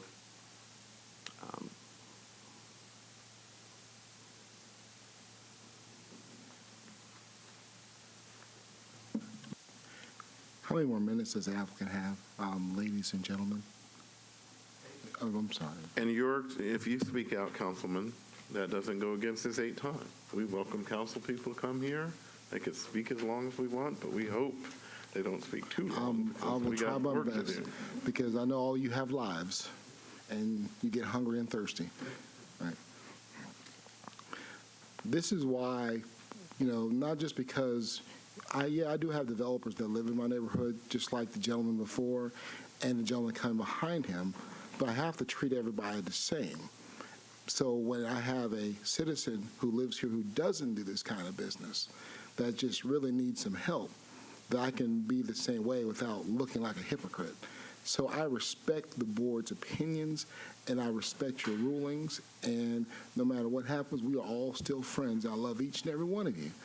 And right now, though, and I'm asking for us to waive the fee also, because what happens when he sells the side lot, they're going to take out that price out of what he could sell it for. So God forbid the $36 or $36,000 or whatever, the $15,000 in lieu fee. And, of course, I'm a little more sympathetic, not just because he's my citizen, but also I have a child myself, a little bit older. But, and then also Spain is a very narrow street, as you can see there. And their sidewalks are on one side of the street, and it will just make it really hard for the cars to pass right by. And I'm in support because I really want him to have a smooth transition. He'll have a great new neighbor on the side lot where the garage is.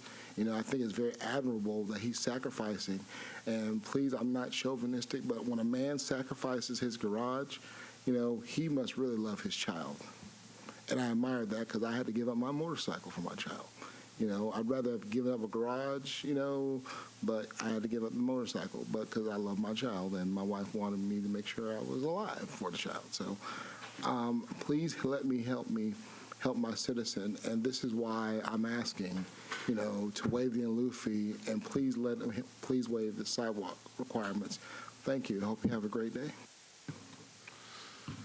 Any questions for the applicant or the councilman? I'm just trying to get oriented. Your property faces Spain, and Spain has a sidewalk. The side of the Spain that my house is on does have a sidewalk. The other side of Spain. It's in one of these photos. Yes, and the bottom photos. Yes, the bottom left that's my front yard and sidewalk. And then the other road is Gear. Yes, Gear Street. And Gear is on the upper left. Yes. And that's a dead-end road. Yes, so Spain Avenue and Birchwood run parallel. That's the street next to it. And Gear just runs between Spain and Birchwood to kind of connect them and make them a loop. It continues just to the end of my property and... just dead ends? Yep. Into a property. Okay. Any other questions for the applicant or the councilman? Anything else to add? I don't know if I mentioned or not, but on Gear Street, because of where our house sits, with a 2-foot curb, 4 feet of grass, 5 foot of sidewalk, we haven't had it zoned, but with a tape measure, I've got about 10 feet from the curb to my house, which that there's not enough room, I guess, really to even add the full sidewalk as codes require. Okay. Thank you. We're going to close the public hearing discussion.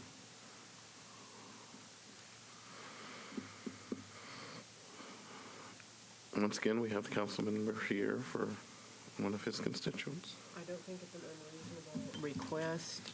Again, I understand what the council's mission is. It does seem a little unusual to me to have to put a sidewalk on the dead-end street in this particular location. There is a sidewalk existing. We have a councilman in support and no opposition. So I'm generally inclined to grant the variance. I'm open for discussion. Well, on this one, I'll agree, doesn't make sense to put the sidewalk on a dead-end road, and I don't think that probably was the intent of the legislation. And there is the existing sidewalk on Spain, and it looks like a tree would have to come out if that was removed, and so I don't think we want to take out a tree. So I think you lucked out on this one, in my opinion. Okay, does anyone want to make a motion?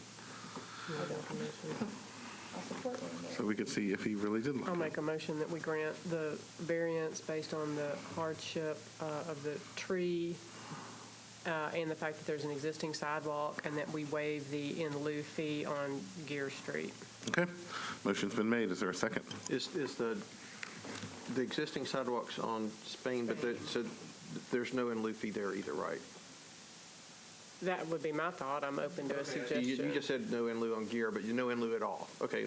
I don't think so. And I'll just add, or should I add?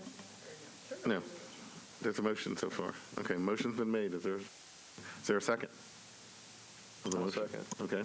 Or actually, Dick seconded. Okay, discussion.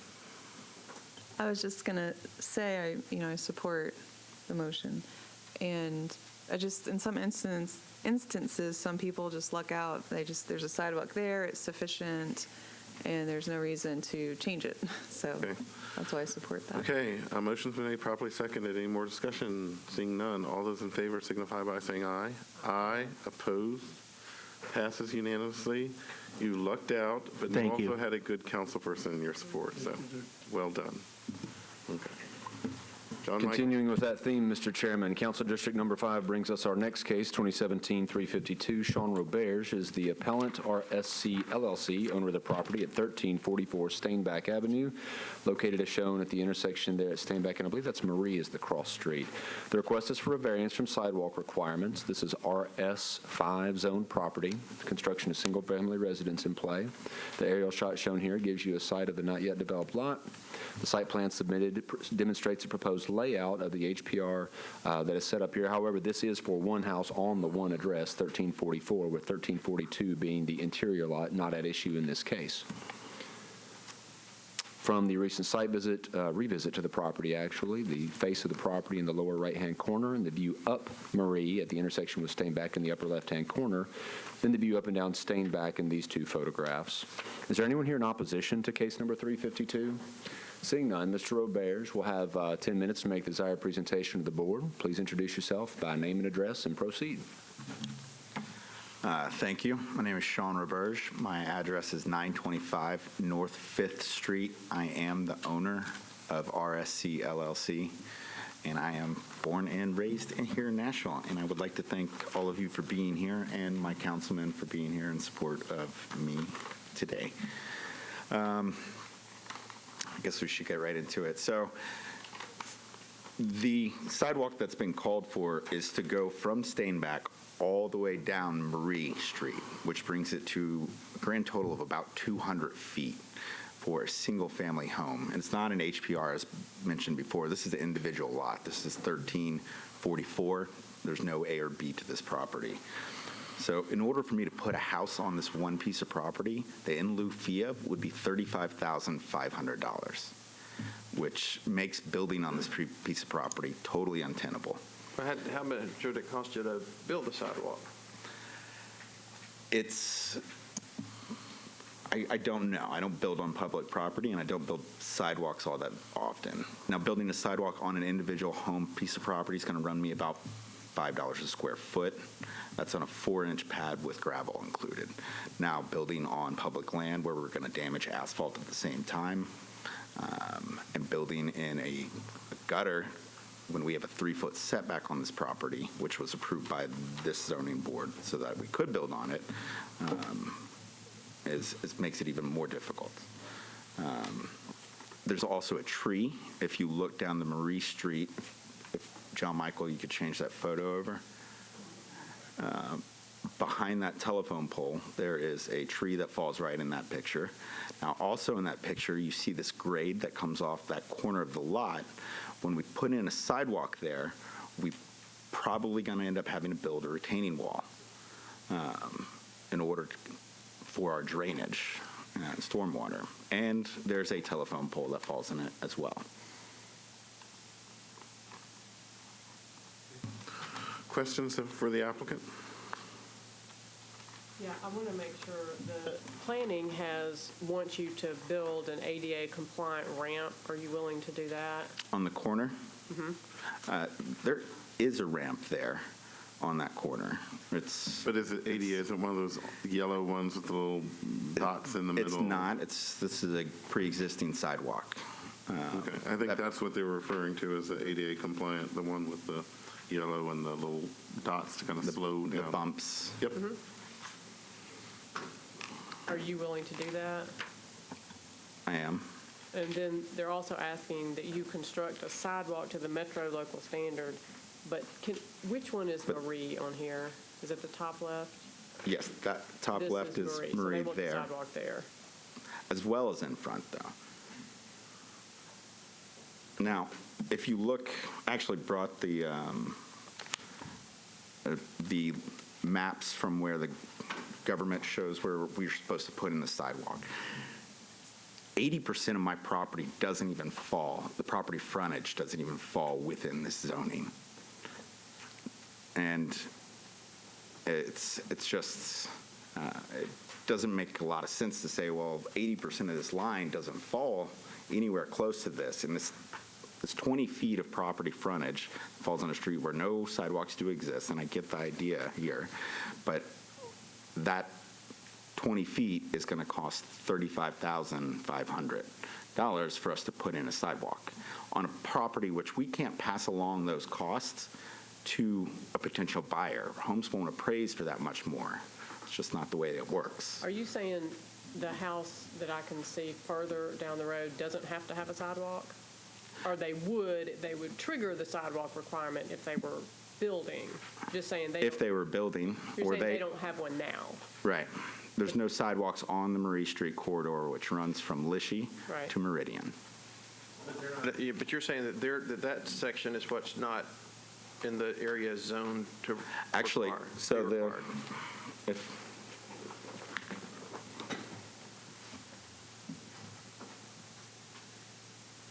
I mean, one of your properties was on our consent agenda, so I appreciate what you're doing in the district, but I just, some of these cases are hard to, we've got to decide these on an individual basis, and I think sometimes they're going to sting, and we just have to right. do the best we can in balancing, trying to do what the mayor has said is best for this county. Right. The other property that you're referring to is 1342. It's the adjacent property. Now, the reason it landed on consent agenda is because the legal definition of frontage does not include an alley. So that little 20% of the property next door, that 20% in the rear of that property didn't qualify because there's no frontage. Now, the 20 feet of property on Marie does qualify as frontage. Right. And I don't know if this matters, but I had a note that it was actually withdrawn, and John can I showed it. John can Just clarify. had it marked out. We might have withdrawn it. We withdrew it because they didn't need the variance. Yeah, I don't know if that matters. Yeah.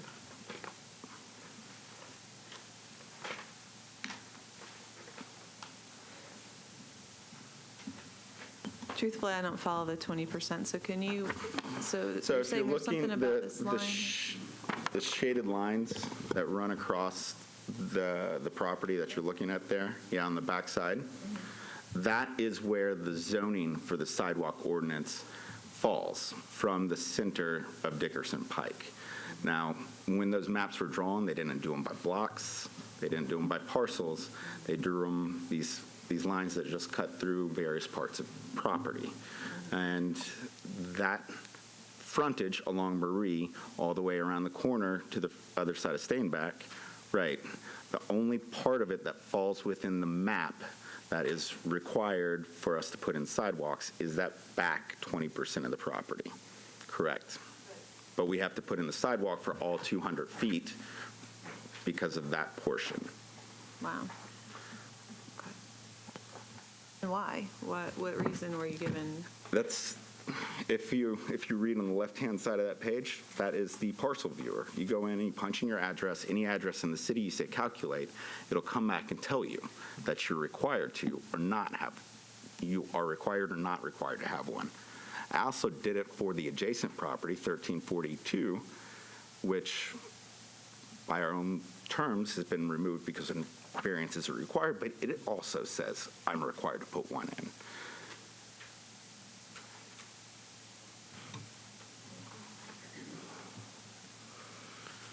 Any other questions for the applicant? Do you all have anything else to add? Councilman? Thank you for listening. Once again, he does live in my neighborhood, and, I'm fighting for my citizen, and I'm asking, please waive the sidewalk, please waive the in lieu fee. However, I feel he does need to do the ADA compliant ramp. Definitely that. And I don't mean to try and confuse things, but ADA compliant, everybody wants everyone to be safe. And one thing about Marie, it connects to Dickerson and another large parcel further up. And it's not in the law now, but I am making the larger developer, well, the citizens of Highland Heights are making the larger developer put in the sidewalks on one side. Obviously, Marie is too narrow to have sidewalks on both sides, but how I'm able to get, always can use more sidewalks, and yes, we need more, but it's a lot easier for me at times to make the larger 50 or 100 unit development to do a lot of the infrastructure, so the small business person that lives in my neighborhood doesn't incur that large cost, but the developer who's putting in the 50 to 100 units, they're the ones that are contributing to infrastructure and paying, the larger fees, but they get a trade-off because they're building, a higher density. When this gentleman is building a house trying to survive and live in Cleveland Park. So I'm here once again, just, fighting, please waive the in lieu fee and the sidewalk, and not allow him, and waive the sidewalk requirement, but he must allow him to put in the ADA compliant ramp and the striping that's needed. Because there's a sidewalk already there. Any questions of the councilperson or the applicant? Okay. Thank you. We're going to close the public hearing. Discussion. So for the record, they've agreed to build the ADA ramp.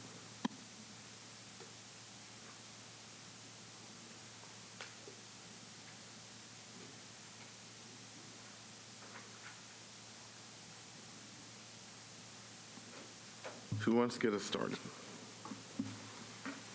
Okay, I'm the one that has to leave at 5, so I'll get us started once again. I have the same analysis. My position is we are in a neighborhood. There is an existing sidewalk. If he's willing to put the ramp on the sidewalk, then on the councilman's recommendation, because I know he will deal with this with his council lady who put in the whole sidewalk regime plan, I'm willing to waive the in lieu fee. So I would make a motion that we grant the variance with the exception that he provide an ADA compliant ramp at the corner of Marie and Steinbeck and waive the in lieu fee on Marie Street frontage. Okay. Motion has been made. Is there a second? I'll second. Motion's been made and properly seconded. Discussion. I'll say that I can support that because there is the existing sidewalk already, and I don't think we should be tearing that out. And this is very confusing with the quarter-mile radius, and it does appear that he should only have to put in the sidewalk for that small portion, and it doesn't make sense to do that. And so I'll support that. Okay.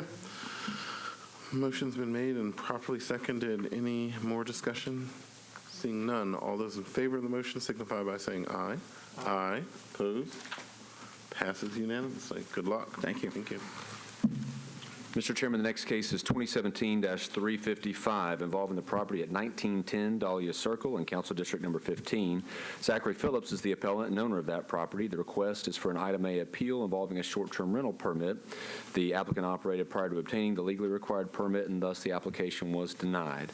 Is there anyone here in opposition to case number 355? There is one. Therefore, Mr. Phillips, you'll have 15 minutes to make the desired presentation, and everyone who wishes to speak in opposition to that appeal will have the opportunity to do so thereafter.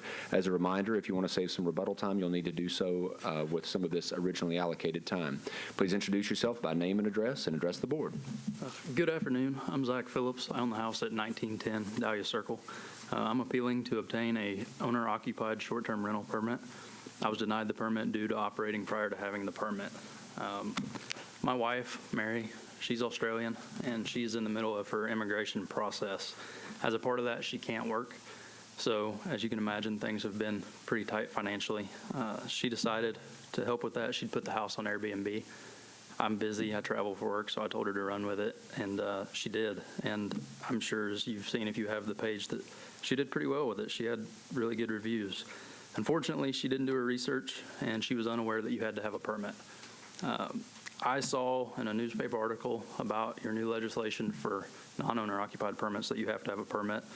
And when I saw that, I came to City Codes. I sat down with David Frabot and met with him, and he was very helpful. I had everything I needed except for a couple of adjacent neighbor notifications, which he said was pretty normal. So I left that day. That was on a Wednesday. I left and got that taken care of with plans of coming back on Monday. On Friday, the house was flagged, and that's why I'm here today. But you'd already rented it, though, right? So, I mean, if they looked it up, you'd probably been flagged and denied anyway, because Yes, you'd sir. already rented it. She did. And then, is it your primary residence? Yes, sir. And does your wife stay there when guests stay there, or is it? Not always. And then, so I guess stays with friends or has other places that you? Well, yes, sir. And we also travel quite a bit.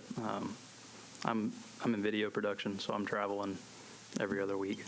Do you have any other property in Davidson County? No, sir. So this is the only piece of property that you own? Yes, sir. First-time home buyer on this one, so I'm still learning every day what that means. And so you learned about the process. You initiated that, and in the meantime, you got a complaint. So it was kind of a simultaneous thing. Yes, sir. I've made good friends with my next-door neighbor. He's the closest house. He watches after it. The only complaint I've had has been through an email. The person has never came and spoke to me, although I would encourage them to. They've sent noise complaints when no one was there. And then on November 13th, I got a complaint that I was parking my truck in front of my appeal sign as to not notify the neighbors. When I got that complaint, I was actually in Nebraska, and I had my truck with me.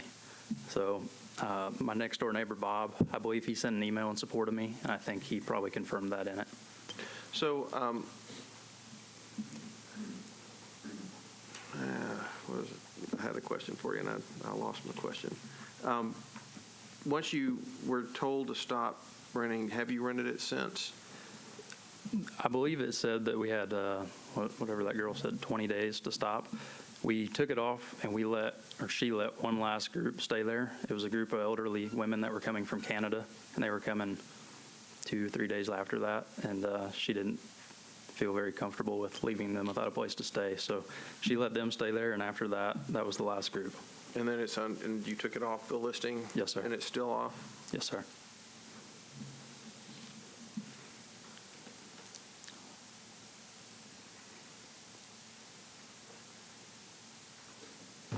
Any other questions for the applicant?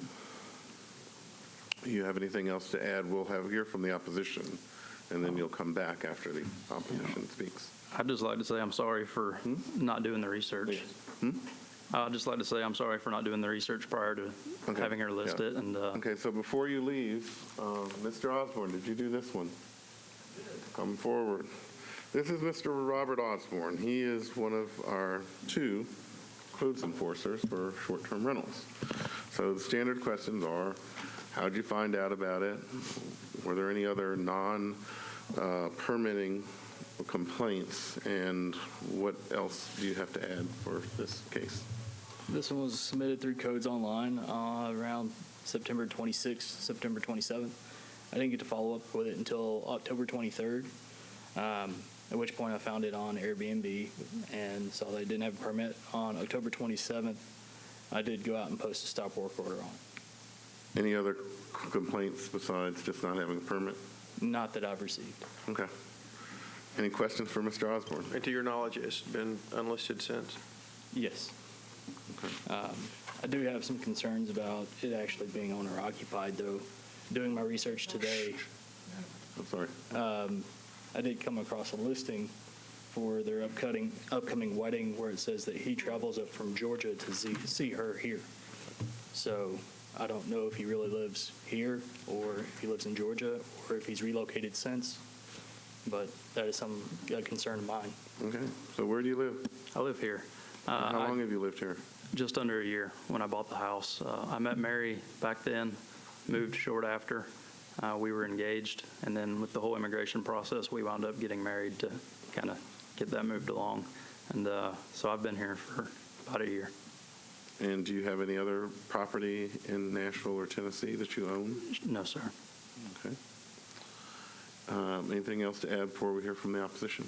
Like I said, I'd just like to say I'm sorry for not doing the research. I know someone probably once said ignorance is bliss, but for me it's just caused problems. So I'm sorry we didn't do that, and thank you for hearing me out, and Okay. I'd appreciate your consideration. We're going to hear from the opposition. This is your time to please come forward. You will have time to speak out in opposition. Please state your name, your address, and why you're opposing this. This is the time to come forward. Anyone that wants to come forward, sit at the desk now. My name is Elmo Gray, and I live at 205 Willow and Drive. And I live close enough to this property that I can see it from my house. How long have you lived there? We have a quiet neighborhood with very little traffic and very little noise, and we'd like to keep it that way. How long have you lived in the neighborhood? How long? I've been living there 55 years. Okay, good. I'm Cora Duff, and I live at 212 Willow and Drive, and my property backs up to Dagger Circle.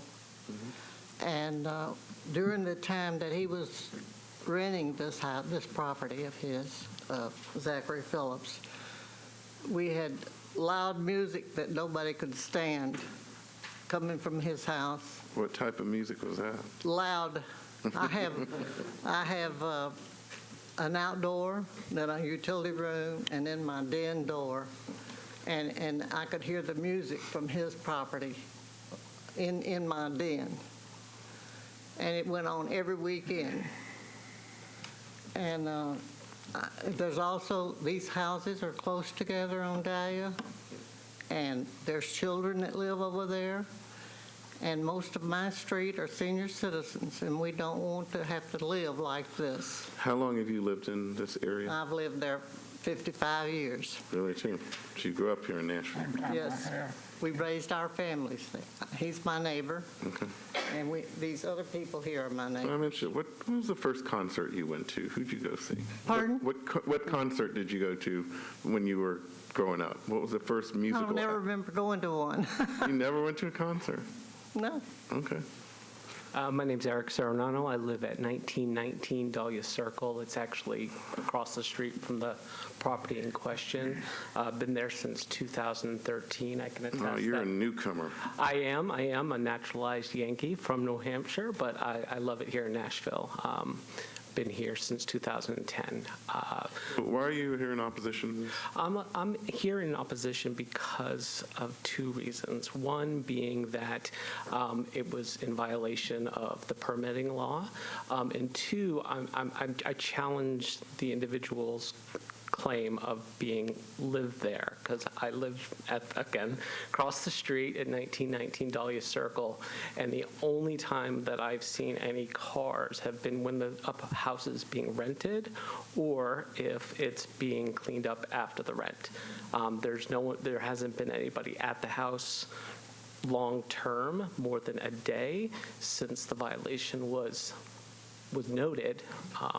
And so just as a neighborly perspective, I just really would prefer not to have neighbors who don't follow the law.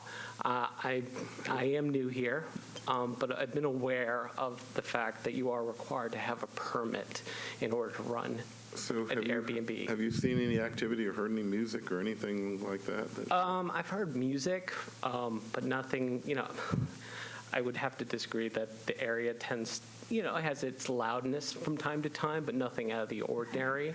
Neighbors playing their music in their car. I think 2 houses down, there was a band that lived in the house. But band living in a house in Nashville? Yeah, shocker, right? No, they were 2 houses down from me, so I guess that would be 1915, but they've since left, and now there's a couple that's living there. I don't have any specific complaints about the property. We've never heard a lot of noise coming from it, and we live directly across the street. However, it's just I disagree with someone operating a business without a license, and I just don't necessarily agree that folks who are from Nashville, or even in the last year, aren't aware that there's a permitting requirement. And honestly, I'm aware that the city council or the Metro Council is currently looking at doing away with the non-owner occupied Airbnb. But that has nothing to do with I get that, but I'm just speaking out against that. Okay, as a good New Hampshire resident, I have to ask you, did you see a concert in Worcester, Massachusetts ever growing up? Yeah, I've been to a few concerts. Who'd you see? Quite loud. I've seen Metallica, Ozzy. Okay, there you go. Okay. Any questions for the applicant that don't have to do with music? So I guess, is this a neighborhood where, you're in a cul-de-sac? Do you tend to see people coming and going? Do you know when your neighbors are there and you know when the neighbors aren't? Is it? Yes. So it did come across as unusual when you don't see these neighbors there as what you would consider to be occupant. Correct. I could probably name the car and colors of the cars of all my neighbors. Right.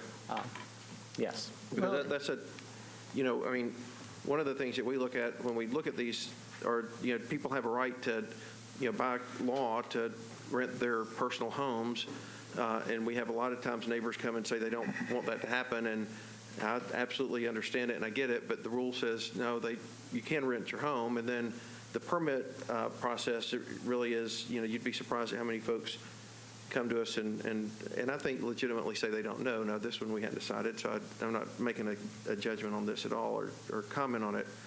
But the owner-occupied piece is an important one, and it's a little tougher to prove because, the law says you have to have, driver's license and just like 2 things, a couple of things to say, this is my house.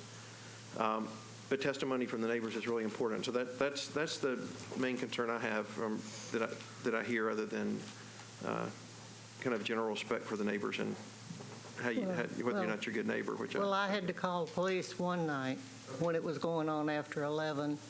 What was going on? Noise, loud music. You could hear it from your place? Yes. Okay.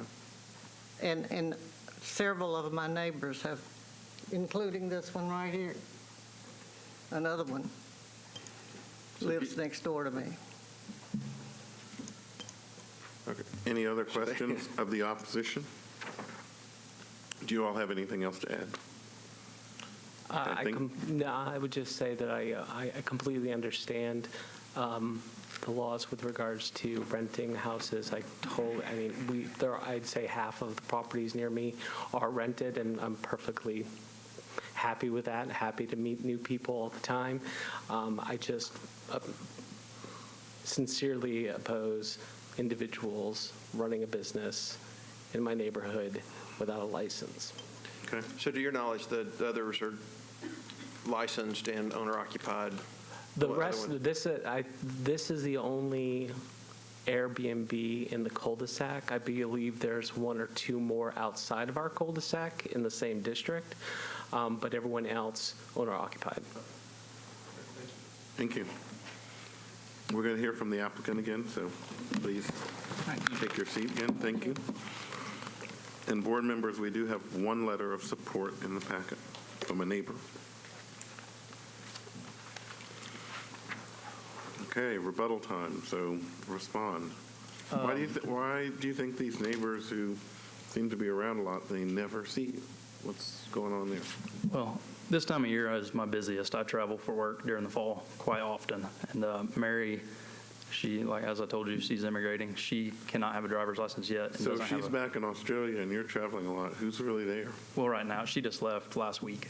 But prior to, she was here. She doesn't have a driver's license, and she doesn't have a car yet. So when she's there, they wouldn't know from the car being in the driveway. Does your driver's license have 1910 Dahlia Circle on it? I still have a Georgia driver's license. That's been on my list of things to do. Do you have Georgia tags on your car? Yes, sir. Do you have Georgia, what do you have related to Tennessee? Well, I have the house. The truck. Are you and my registered to driver's vote here? license. The truck and the driver's license has been on my list of things Are to you do. registered to vote here in Georgia?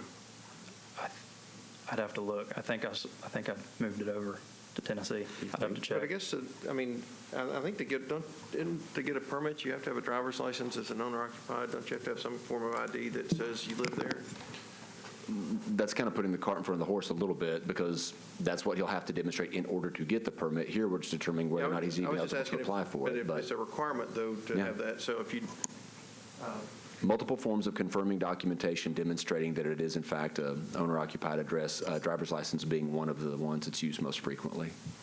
Besides the property record, do you have anything to show that you live there? I'd have to think about that.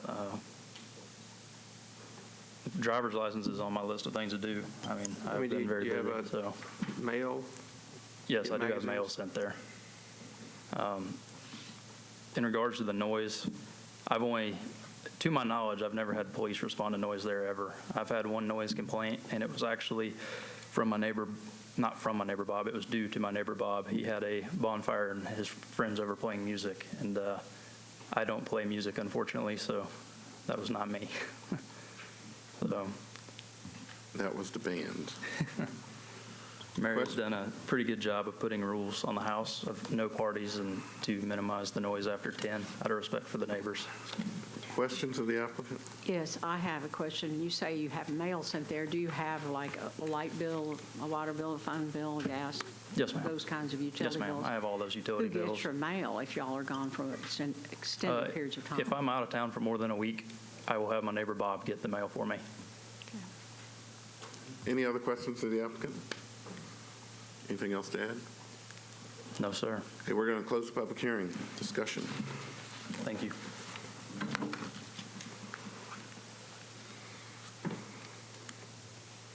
So we have 5 people here in opposition to this, 1 letter of support, and we heard from Mr. Osborne. So discussion.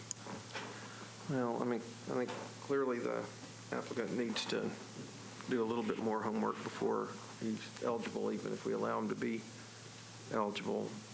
But we were just looking at the things that I know a lot of times we focused on driver's license, and in my mind, simply because when that question has arisen before, the folks produced a driver's license, and that was sufficient. But it also says, state of Tennessee ID card, voter registration card, utility bills, which may or may not be something we would consider, because you need utilities. You're going to pay utilities whether you live there or not. But W-2 form, IRS tax reporting, bank statement, just something that I guess reflects ownership. And I think there, from codes and from the applicant, there's some question as to. I certainly trust that there's intent to move here, and that's the only place, the testimony that we have, we don't have anything to say that there's more property, but it doesn't appear to be a permanent residence at this point, but it may be the only residence, and who knows.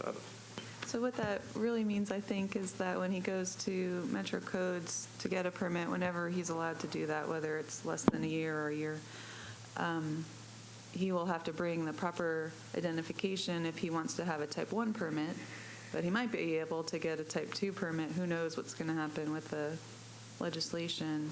But I think that's all that's about, right? It's not really about what we have to decide on today, which is if he violated and when he... That's what's in front of us. Yeah, okay. And what the redress is, so. Well, and that may be the applicable point to the neighbors too, that if we, he certainly is, regardless of what we determined, allowed to pursue a permit at least a year from now. And if we determine something less than a year from now, then he would be able to pursue that then, and certainly the neighbors could, at that point in time, question whether or not he truly lived there. But I guess that is premature, as John had pointed out, and David. Okay. Does anyone have a motion?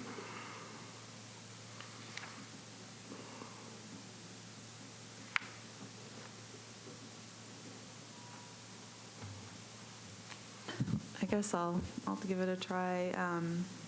I'll move that the zoning administrator did not err, and that we assess a 4-month penalty. I call it penalty, but that he could be eligible for a permit 4 months from October 30th, which was the date of the filing. Okay, motion's been made. Is there a second? I'll second. Motion's been made and properly seconded. Discussion. Seeing none, all those in favor of the motion signify by saying aye. Aye. Opposed? Okay, 4-2, it passes. Absent any objection from the board, staff will interpret 4 months from that October 30th date as the last day in February for 2018. Yes. Thank you. Okay, next case.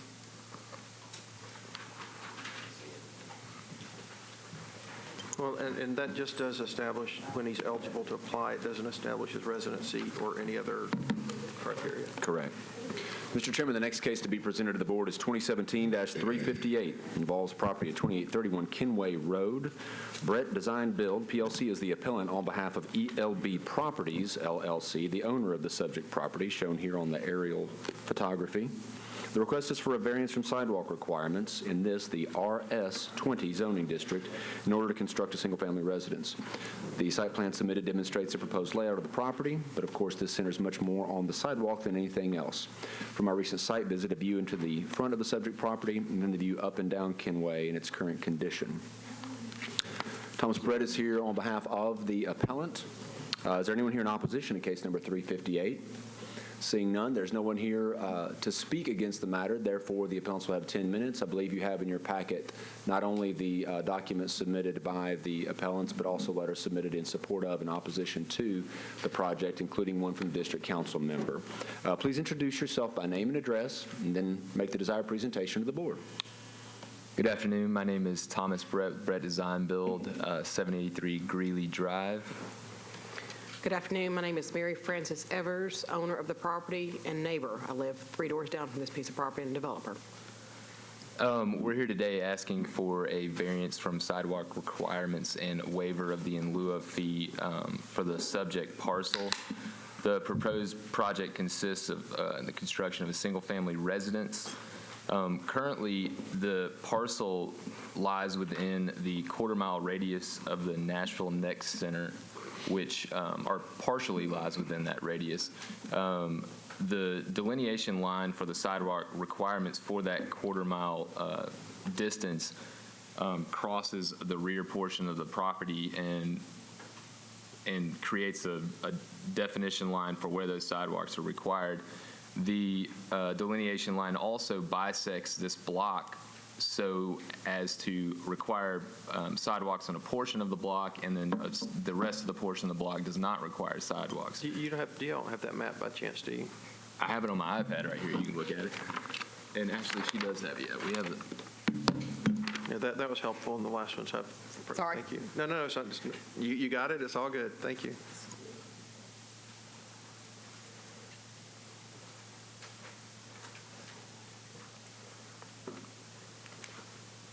As I was saying, the delineation line for the sidewalk zone, if you would like to call it that, stops at this parcel and then continues across the street, which creates a situation where the sidewalks would only be required on a portion of this block.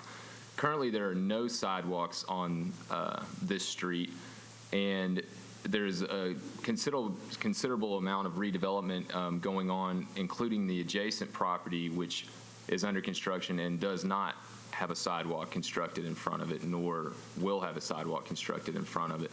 There's also a house further down the street, closer to the Green Hills Center, that's under construction that does not have a sidewalk. And 2 houses west of this property, a home just sold, which is outside of the sidewalk zone. So when it's redeveloped, it will not also, or will not be required to have a sidewalk. We have multiple hardships that I can run through. I've submitted a letter that outlines the main hardship as far as the construction of a sidewalk and the requirements of an under drain below the sidewalk due to the roadside ditch and the problematic situation of creating an under drain that will actually discharge water into a ditch. The downstream end of the under drain would discharge below grade, which would cause a situation where the water would pond in the pipe and then kind of pond up in the road. Additionally, we have garnered support from 9 out of the 19 homes on the block. As I said, 2 of those homes are under construction, so if you take those out, and 1 vacant home, which we actually did get a signature from the owner in support of our variance and waiver of the fee, because they just don't want sidewalks on this street, and they understand that if we build a sidewalk, any further construction would require the construction of a sidewalk, and it would only partially encompass the street. And also, there are houses that are currently under construction that will never have a sidewalk built in front of them, which will create gaps in that frontage of the sidewalk. So we've come to a situation where we've gotten neighborhood support to show that they are not in favor of anyone building a sidewalk on this street, much less a single segmented sidewalk in front of a portion of that road frontage. We have those letters here. Respectfully, we want to see the letters for part of the record, I'm they're sure, right here. But it's not, to me personally, it is not compelling that the neighborhood does not want sidewalks. I mean, we have a directive that this county is to become more walkable and ADA compliant. So I am curious, though, your letter says it is impossible to build a sidewalk in this portion. Well, so I mean, nothing's impossible to construct. I respectfully say that. We could, but in order to construct this sidewalk, the entire length of the road would have to be changed in the ditch line in order to allow for that pipe to discharge under the, to discharge. So does planning disagree with that? Because planning is really just saying you should pay the in lieu fee. They're not recommending that you build a sidewalk. So I take it that planning agrees with you that I think, yeah, and exactly. Extremely difficult. Impossible is not the right word. So there would be undue cost burden put onto the owner of the property. The other thing is I mean, you guys have heard this from everybody that comes up here. The in lieu of fee is ridiculous, and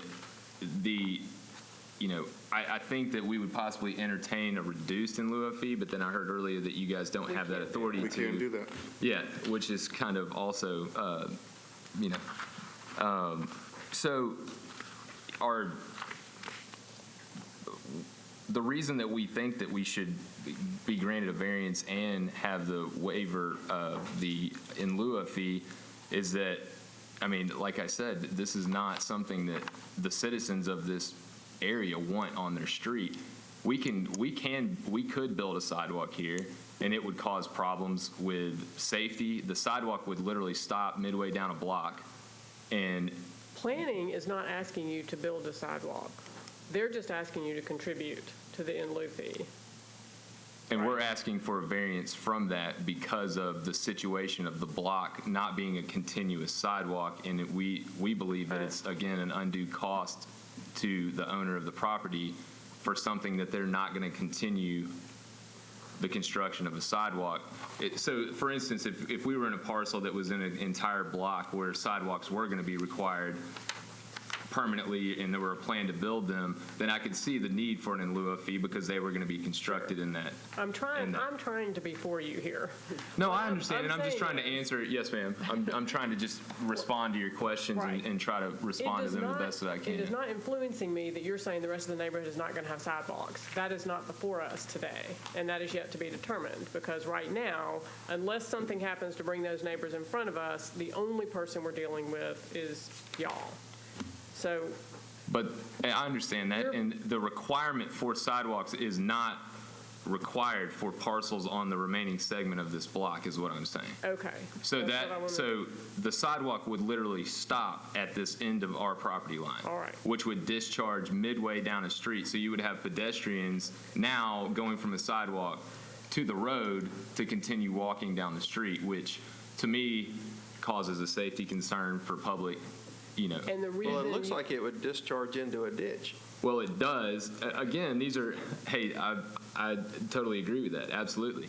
So the reason again, the fee should be waived is because there are no other requirements for the sidewalks.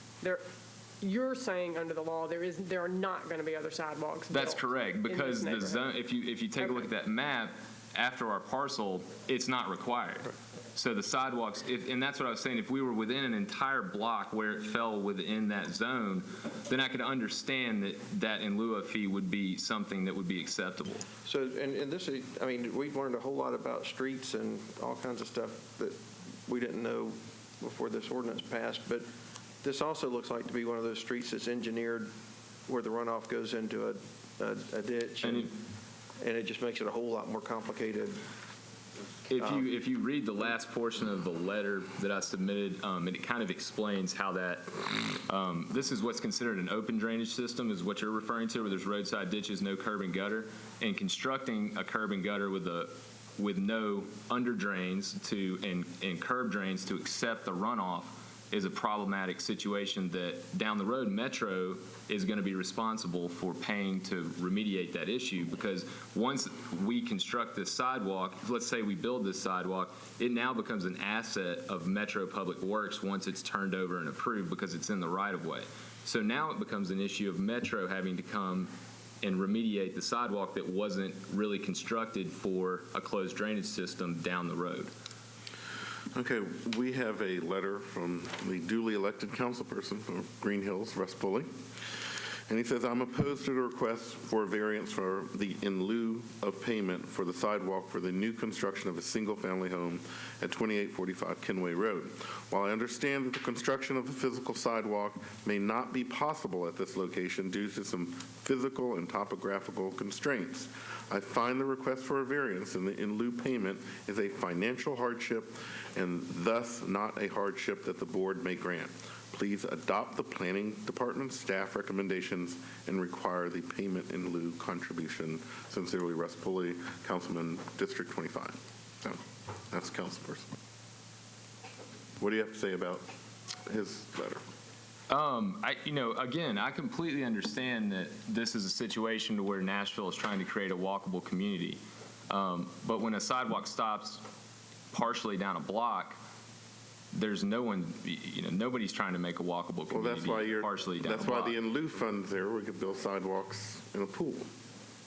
You put the money in a pool, and then the city gets around, we're going to build those sidewalks in the street. We understand that, but, our other is this parcel is partially located within that zone as well, as you can see from the map. So you say partial, but it's the whole thing is in the, well, there's a rear portion of it that's not located within it. Right. And your whole parcel is in the quarter-mile radius. No, You're saying it's the rest of the neighborhood. There's a rear, no. There's a rear portion of the parcel that's not located within that zone.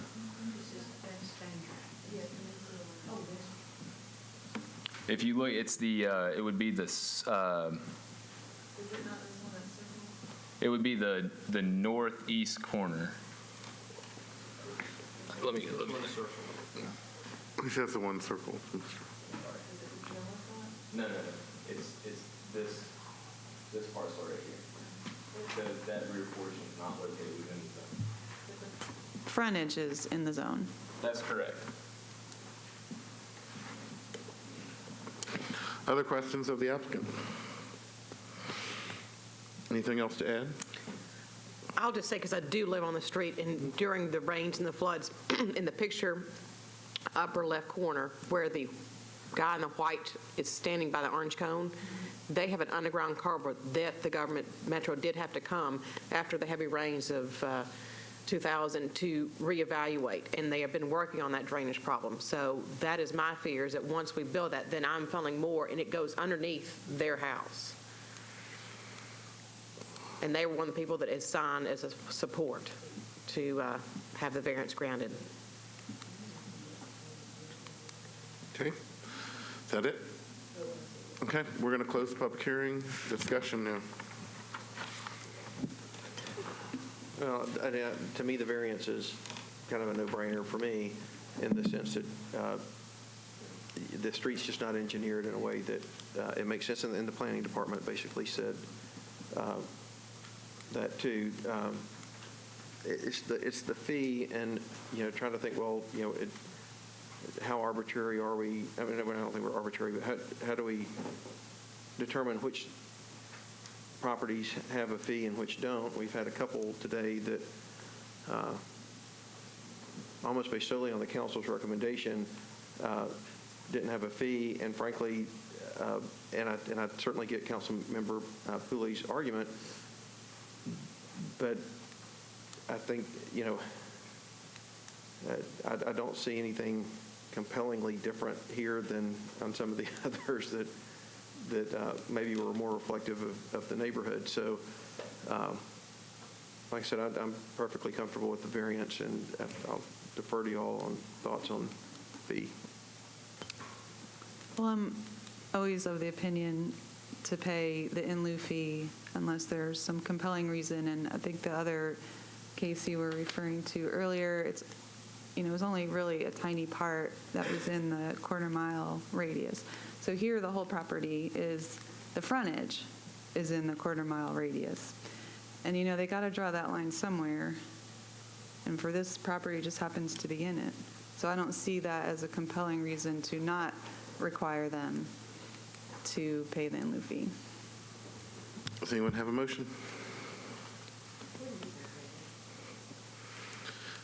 To me, I'm going to defer to the council person. This is a case in Green Hills, which, yes, doesn't have sidewalks, but we have to build our walkable system somewhere. And sidewalks are important. They're important in all districts. And the purpose of this legislation and this fund was to have some people opt out of building them. And let me remind everyone, this bill that Councilman Angie Henderson worked hard on passed unanimously in the Metro Council. Could I say not one portion of the public hearing is closed. It passed unanimously, and all my builder friends and all these other people that are now coming in front of us, they had their chance to kind of talk about it. Now, I know there's probably going to be some amendments, just like every big piece of legislation. There's some things that could be better, and I think they're working on that. But to me, this is a situation where if it's a single-family, new construction home, that's just now the new cost of doing business in Nashville, Tennessee. That's what it is.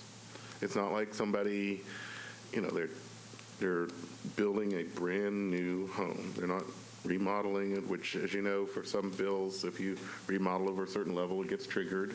And you can make the argument that that's good or not. But this is a new construction. And so I think this was the exact kind of case where the bill that passed intended to have the space in the in lieu fund. Does it not? And I don't disagree with you. And I think to me, the councilman's letter carries a lot of weight. But I'm curious how to compare this to the others the others we granted today were different. There were different facts. I mean, there were existing sidewalks. There were different facts, and I guess I'm talking myself into my own decision. But is that what you would say makes this case distinguished from the ones we heard earlier? Number one, there was councilman approval. I don't think this is a unique case. It's a single-family home, new construction. That's what the in lieu fund's for. Right. If this was done a year ago, you wouldn't have to do this. But now we have a bill now you have to do it. The legislative body is the one that's in charge of this. If they want to change the rules, that's where they come. We get to decide whether someone should get out of the sidewalk requirement or variance or not. All right. And I'm like you, I'm going to defer to the councilmen when they send these letters, and Okay. they can address it among themselves. Any other discussion? I will move that we disapprove it. Okay, motion's been made to disapprove in a second. Is there any discussion? Seeing none, all those in favor of the motion signify by saying aye. Aye. Opposed? One vote against, so 5-1. It's rejected. John Michael. Mr. Chairman, announcements for the remainder of our docket. First, case number 363, which had involved the property at 1136 Lebanon Pike, has been deferred at the request of the appellant as they continue to work on the final details of their project and enlist the appropriate support from the district council member as well as council members not in the district who are interested in the case. Additionally, as we announced at the beginning of the docket, cases 356 and 357 involving the property at 5207 Indiana Avenue are both deferred to our next meeting, December the 21st, 2017. We wanted to make that announcement a second time, just in case anyone had missed it the first time. The next case to be heard by the board, however, is case 2017-360. That case involves a property located at 320 Hill Avenue, just off the Murfreesboro Pike corridor, shown here on the zoning map. Small property just above Murfreesboro, near where the interstates intersect for 24 and 40.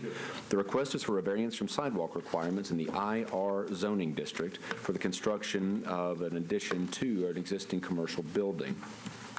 The site plan submitted demonstrates the layout of the property. At the beginning of Hill Avenue there, a sign indicating the upcoming BZA hearing. The aerial tells the story best. Adam Ingram is the appellant on behalf of Ingram Express. Is there anyone here in opposition to case number 360? Seeing no one, the appellants will have 10 minutes to make the desired presentation. Board members, you already have in your packet feedback from the district council member as well as interested parties who have submitted letters in support and in opposition respectively. For those making the presentation, please introduce yourself by name and address and make the desired presentation. Adam Ingram, 335 Hill Avenue. Joe Ragland, 432 Foster. Tim Reagan, 335 Hill Avenue. We're seeking a variance from the sidewalks at our property because Hill Avenue is a major industrial street. Tractor trailers line our street basically every day. There's no, I would never want to walk on that street. I've got pictures of our docks. We'll show you kind of.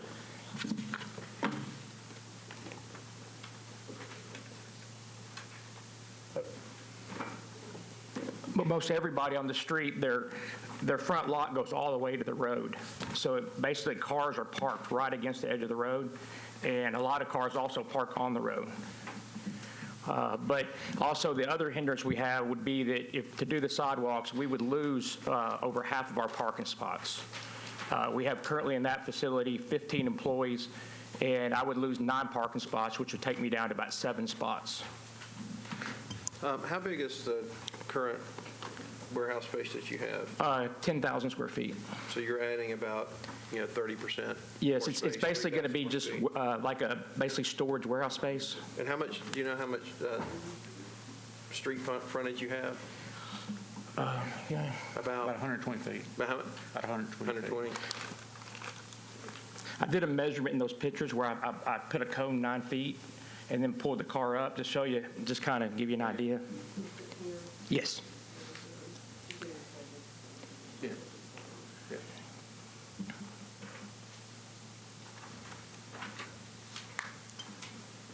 Okay, continue. Basically, it's, we got permission from Bill Hubert to actually, the back of it backs up to the interstate. They gave us permission to even go back, 5 feet from our property line. So everything, it's good. I'm not against sidewalks. This is just not an area where sidewalks need to be. I do have a letter from a neighbor, but it just, to me, doesn't, in this situation, doesn't make sense. It's not somewhere, you'd see somebody throwing headphones on and walking down the street when there's days that literally there'll be 10 to 12 tractor trailers just lined up down the road waiting their turn to back into docks. And it's not something you'd want to see somebody walking in between them, because they block. You'd have to walk out in the road and go back around them to get back onto the. If we grant your variance, sir, why should you not have to pay into the in lieu fee? Well, when we went to get the permit, they told me I wasn't allowed to because my project was too big. I reached out to my councilman 4 times, and I got one response back to him. He said, "Pay the in lieu fee." I sent back, said, "I'm not allowed to. I need help," and I never had another response. I do agree with some of them, though. My in lieu fee would be, at first they said I could, then they realized the project was too big. But my in lieu fee was $19,800, whereas my builder said we could probably do the sidewalk for like $5,000. If I was in a neighborhood, I'd be fine with it. It's just the fact that I don't see Metro ever putting sidewalks on Hill Avenue. It's just not feasible. Because most everybody on that street already has major parking issues. I think what they're looking at, and we're just looking at the planning staff recommendation, is that the property is within a half mile of a ERT line at light. I forget what that stands for. It's some kind of transit line. So they're looking at it as being a future area that you can walk to. So maybe you would take the train and come in and walk to work. I think that's what they're looking at.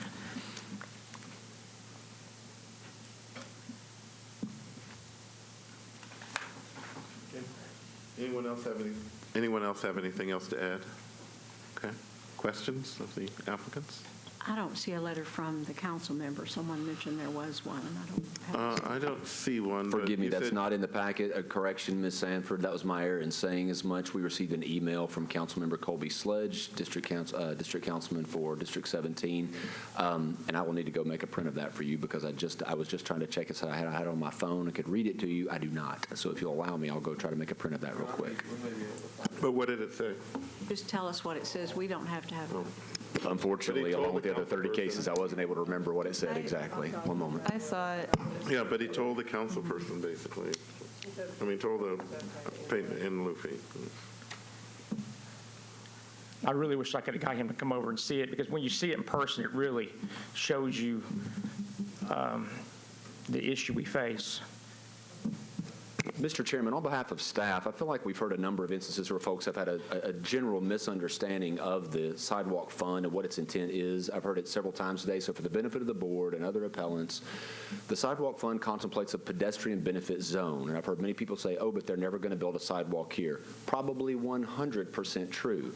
But the concept of the sidewalk fund is to take a contribution that is then used for some other property in the general area that's in play here, such that perhaps on Murfreesboro Road or one of the other major offshoots, such that 320 Hill Avenue would potentially be a beneficiary of a sidewalk updated, constructed, made to the modern standards, not necessarily at that address, not at 2831 Kenway, not at the other addresses, 900 Spain, that we've seen today, but in that area. So when we talk about the sidewalk fund, it's let's hold money back to build it at this exact location. No, but somewhere else in the pedestrian benefit zone as defined under the zoning code in 17.20. Okay. Any other, so anything else to add for the applicants? Okay. We're going to close the public hearing. Discussion.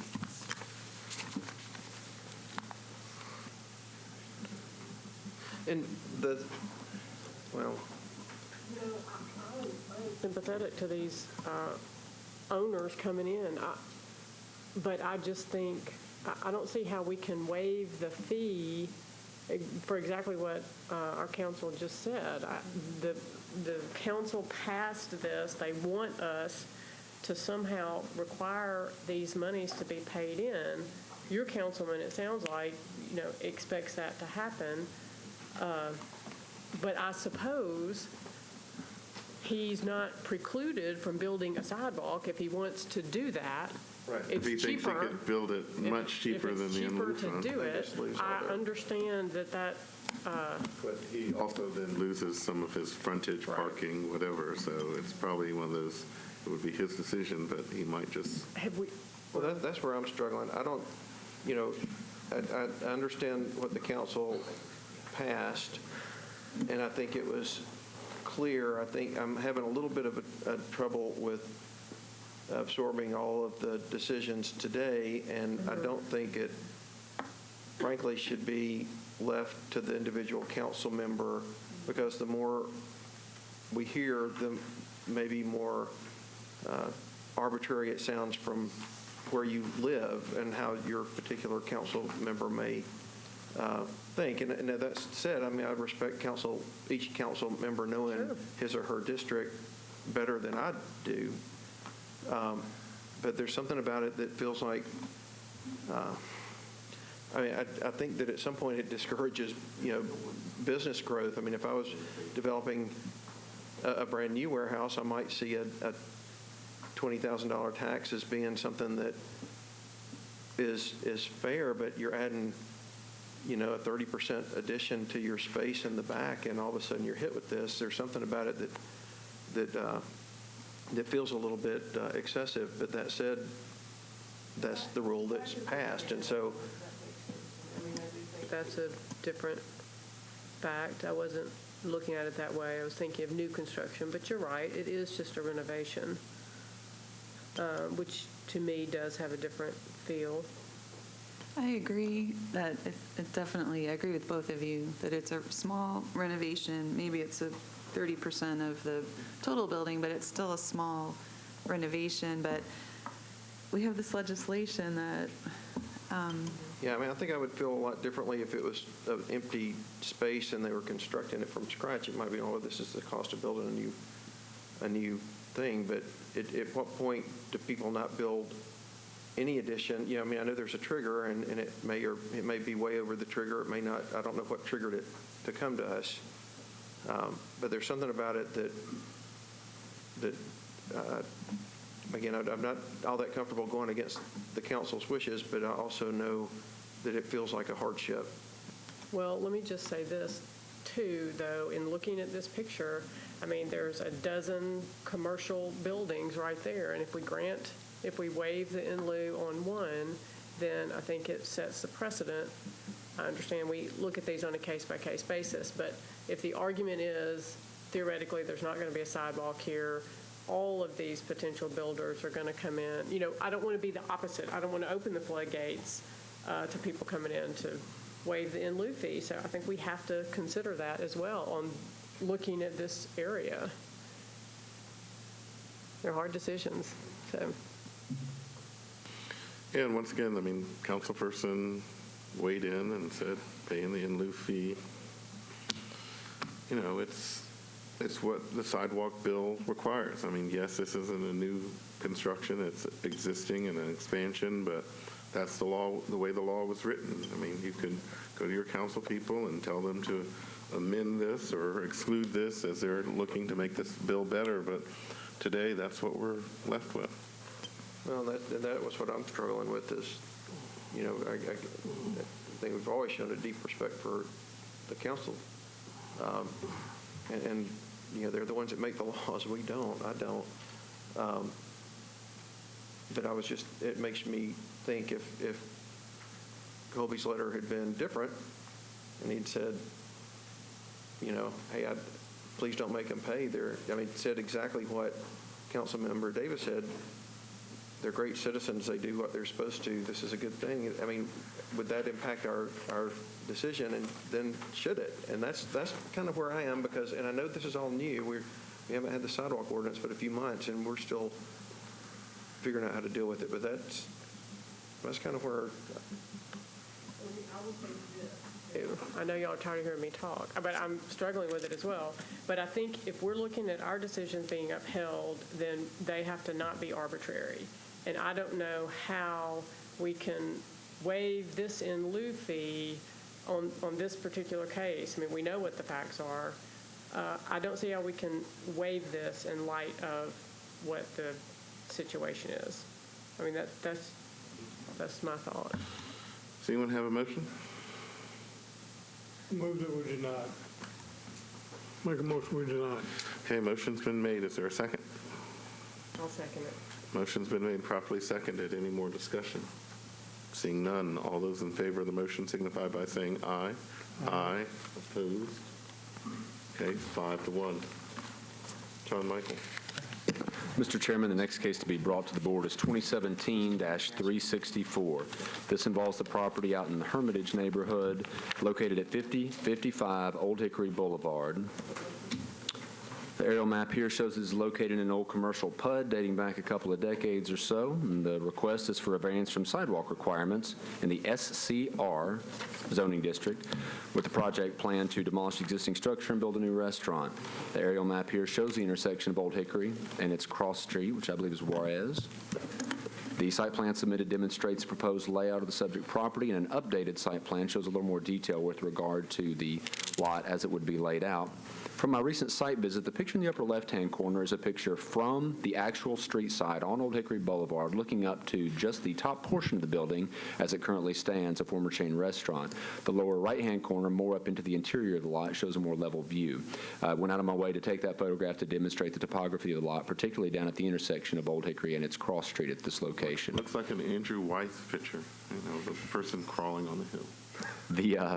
The photographs here on the next slide demonstrate the view up and down Old Hickory Boulevard in the lower portion of the slide.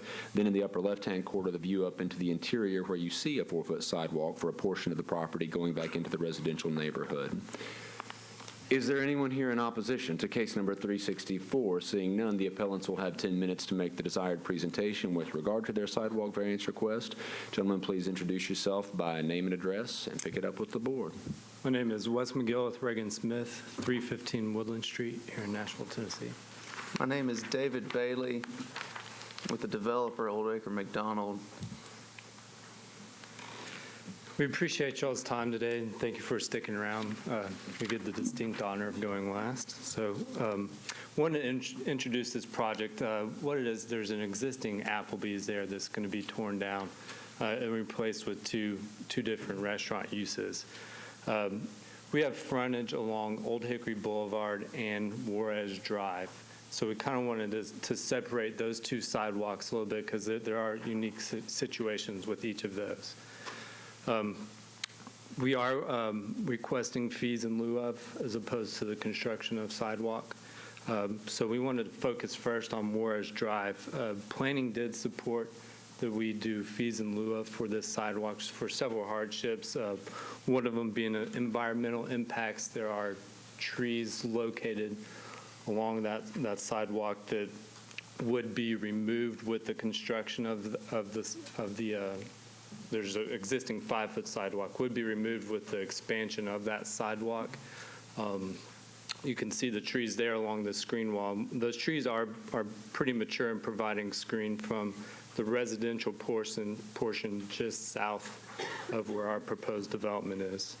There are other constraints related to utilities. Storm sewer would be a physical constraint that's when we would install an expanded sidewalk would be above the ground there, so we would have a physical constraint in that regard, and also the gas line running under the sidewalk currently or just behind it would be above the desired depth from Atmos Energy. So do you have a copy of the alternative site plan that the Planning Commission approved? We do, yes. Show me which one. We have copies of all the stuff you did. I just don't know where I can see the alternative plan. Yeah, so right now we're focusing on new handout. Yeah, focusing on Juarez, which is the same in your packet.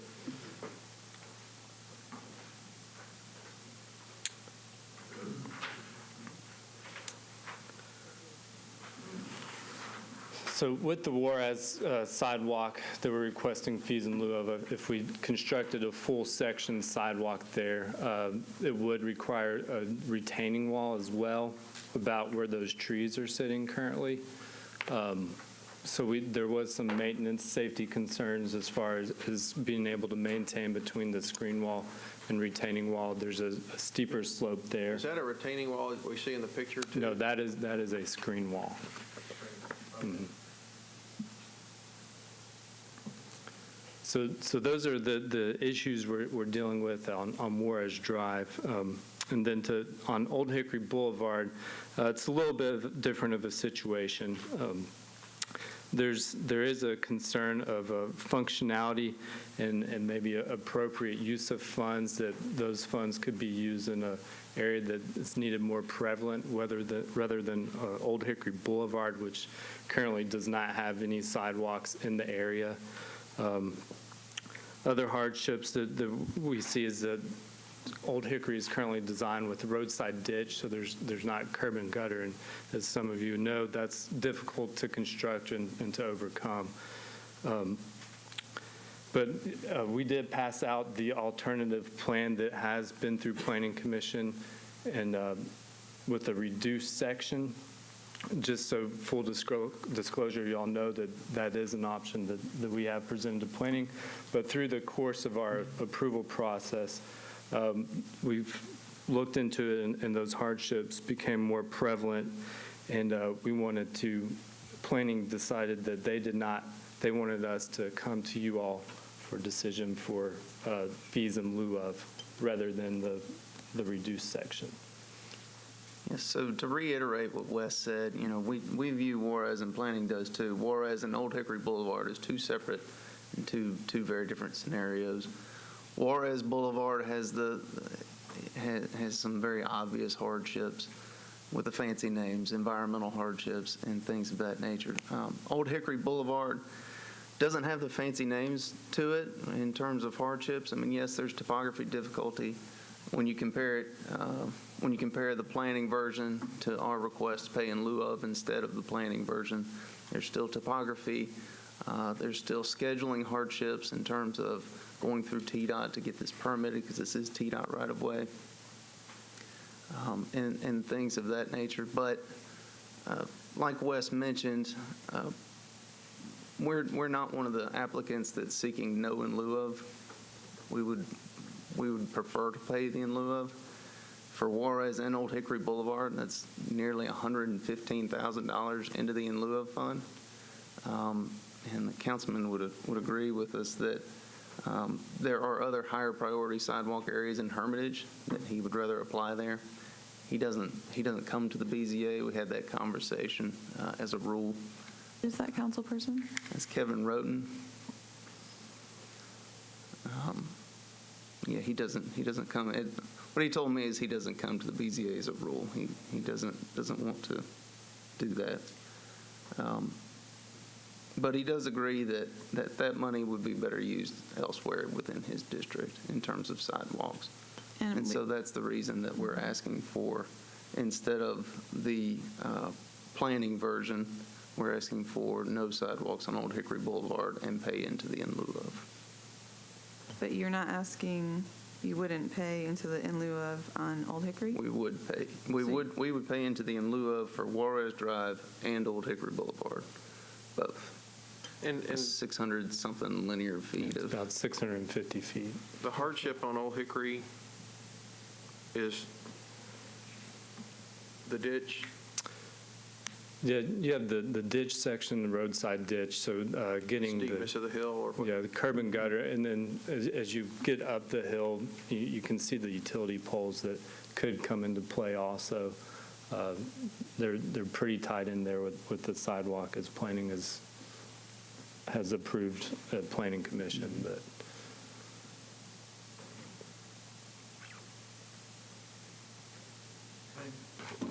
So, any other questions for the applicant? So this is going to be two separate restaurants. You're going to tear down the building and build two new buildings? It would be a tear down the building, build back one dual tenant building. One building, but it's going to be two restaurants in the building. That's right. Because I know it's not one block square. No, it almost looks like two. That's right, yeah. And there will be, is the footprint that you have here with the drive-through and all that, is that new configuration too? It is, yes. So you're doing new parking spaces, drive-through, all patio seating? It's about half of the lot is going to be new configuration. So from about the if you're looking at the plan on the screen right now, the smaller restaurant. Yep. That drive-through configuration on the side going back to the rear would be new. Okay. And then the connection into the medical office parking lot would be new as well. So in terms of the Planning Commission, you brought this drawing before the Planning Commission, and they approved this drawing. Was there a lot of discussion about the drawing? We'd spent a lot of time sitting down with planning, going through this, and it really came down to, we felt that from a functionality standpoint, and this is our opinion, I guess, from a functionality standpoint, in the short term, the in lieu of fund that we would pay would be better used elsewhere in the district. I think the councilman would agree, and planning said we can't make that call. So we came to a point where we had a design that they were happy with, but we're asking to instead of do this design. And did he speak at Planning Commission? At Planning Commission, it was on consent agenda. And through second reading of council. Because this is a PUD? Or It's a PUD amendment to a PUD? yeah. Or That's right. something? Okay. So they're saying they approve it if you approve their conditions. They recommend, right. But just on Old Hickory, I guess. Everyone agrees in lieu on Juarez. Yeah. Okay. I'm not saying our board, I'm saying, yeah. The Planning Commission. Are there questions of the applicant? Anything else to add? Okay, we're going to close the public hearing. Can we see the photos again showing Old Hickory?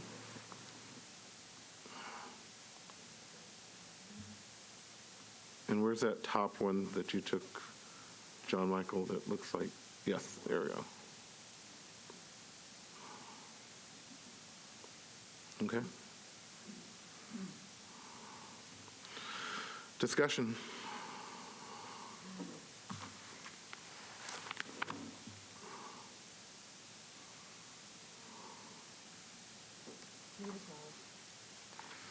Once again, here we are.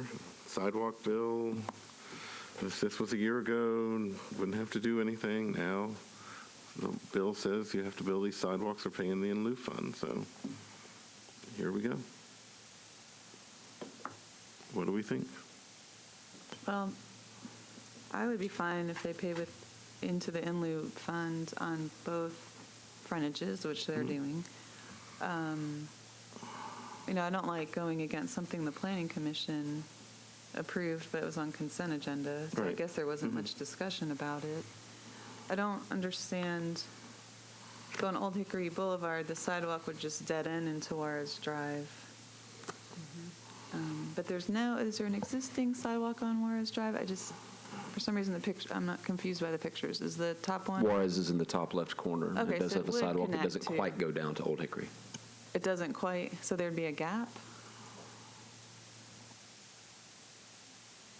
As you can see from this aerial photograph, the sidewalk disappears just behind the last tree before you get to the roadside on Old Hickory Boulevard.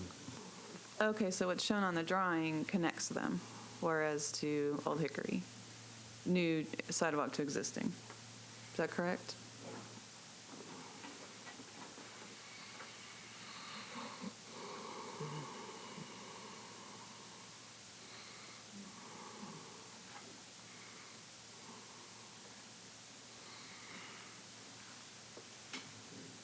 Okay, any other comments about this one?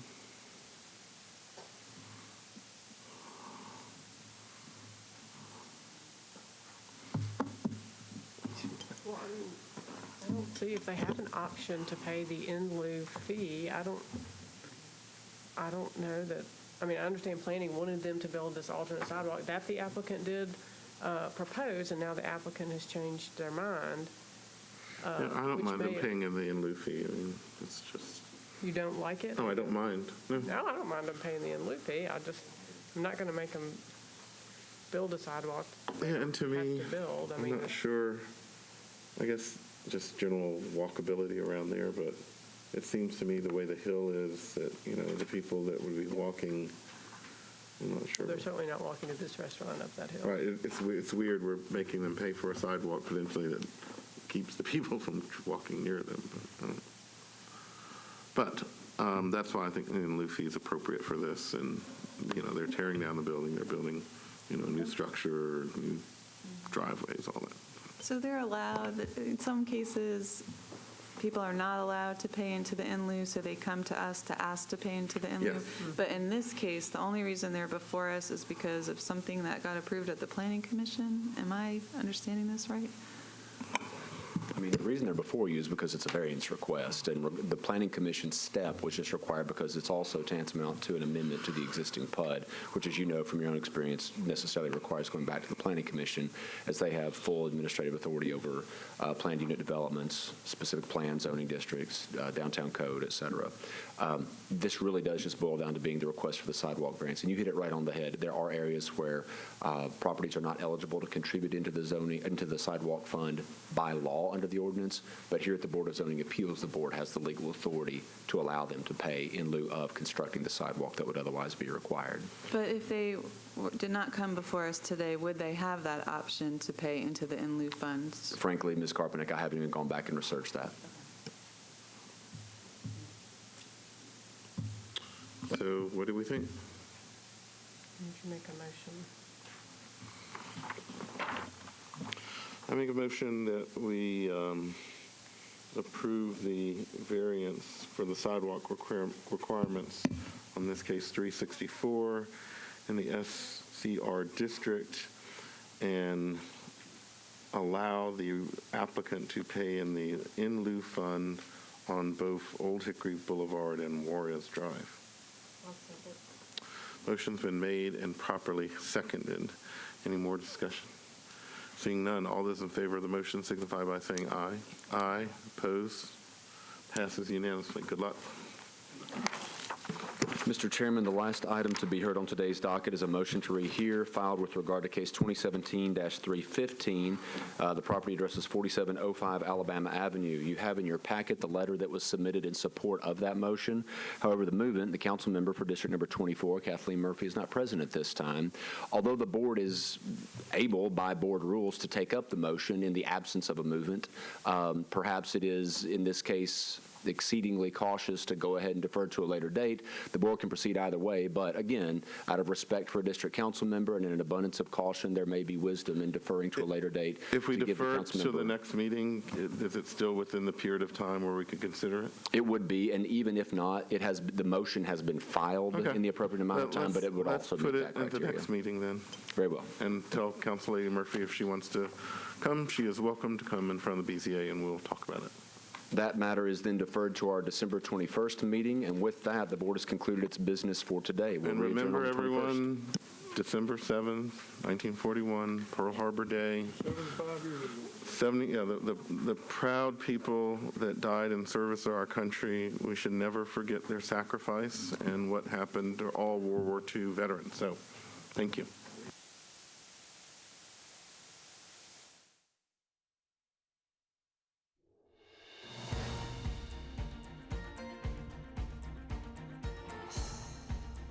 This has been a service of the Metro Nashville Network.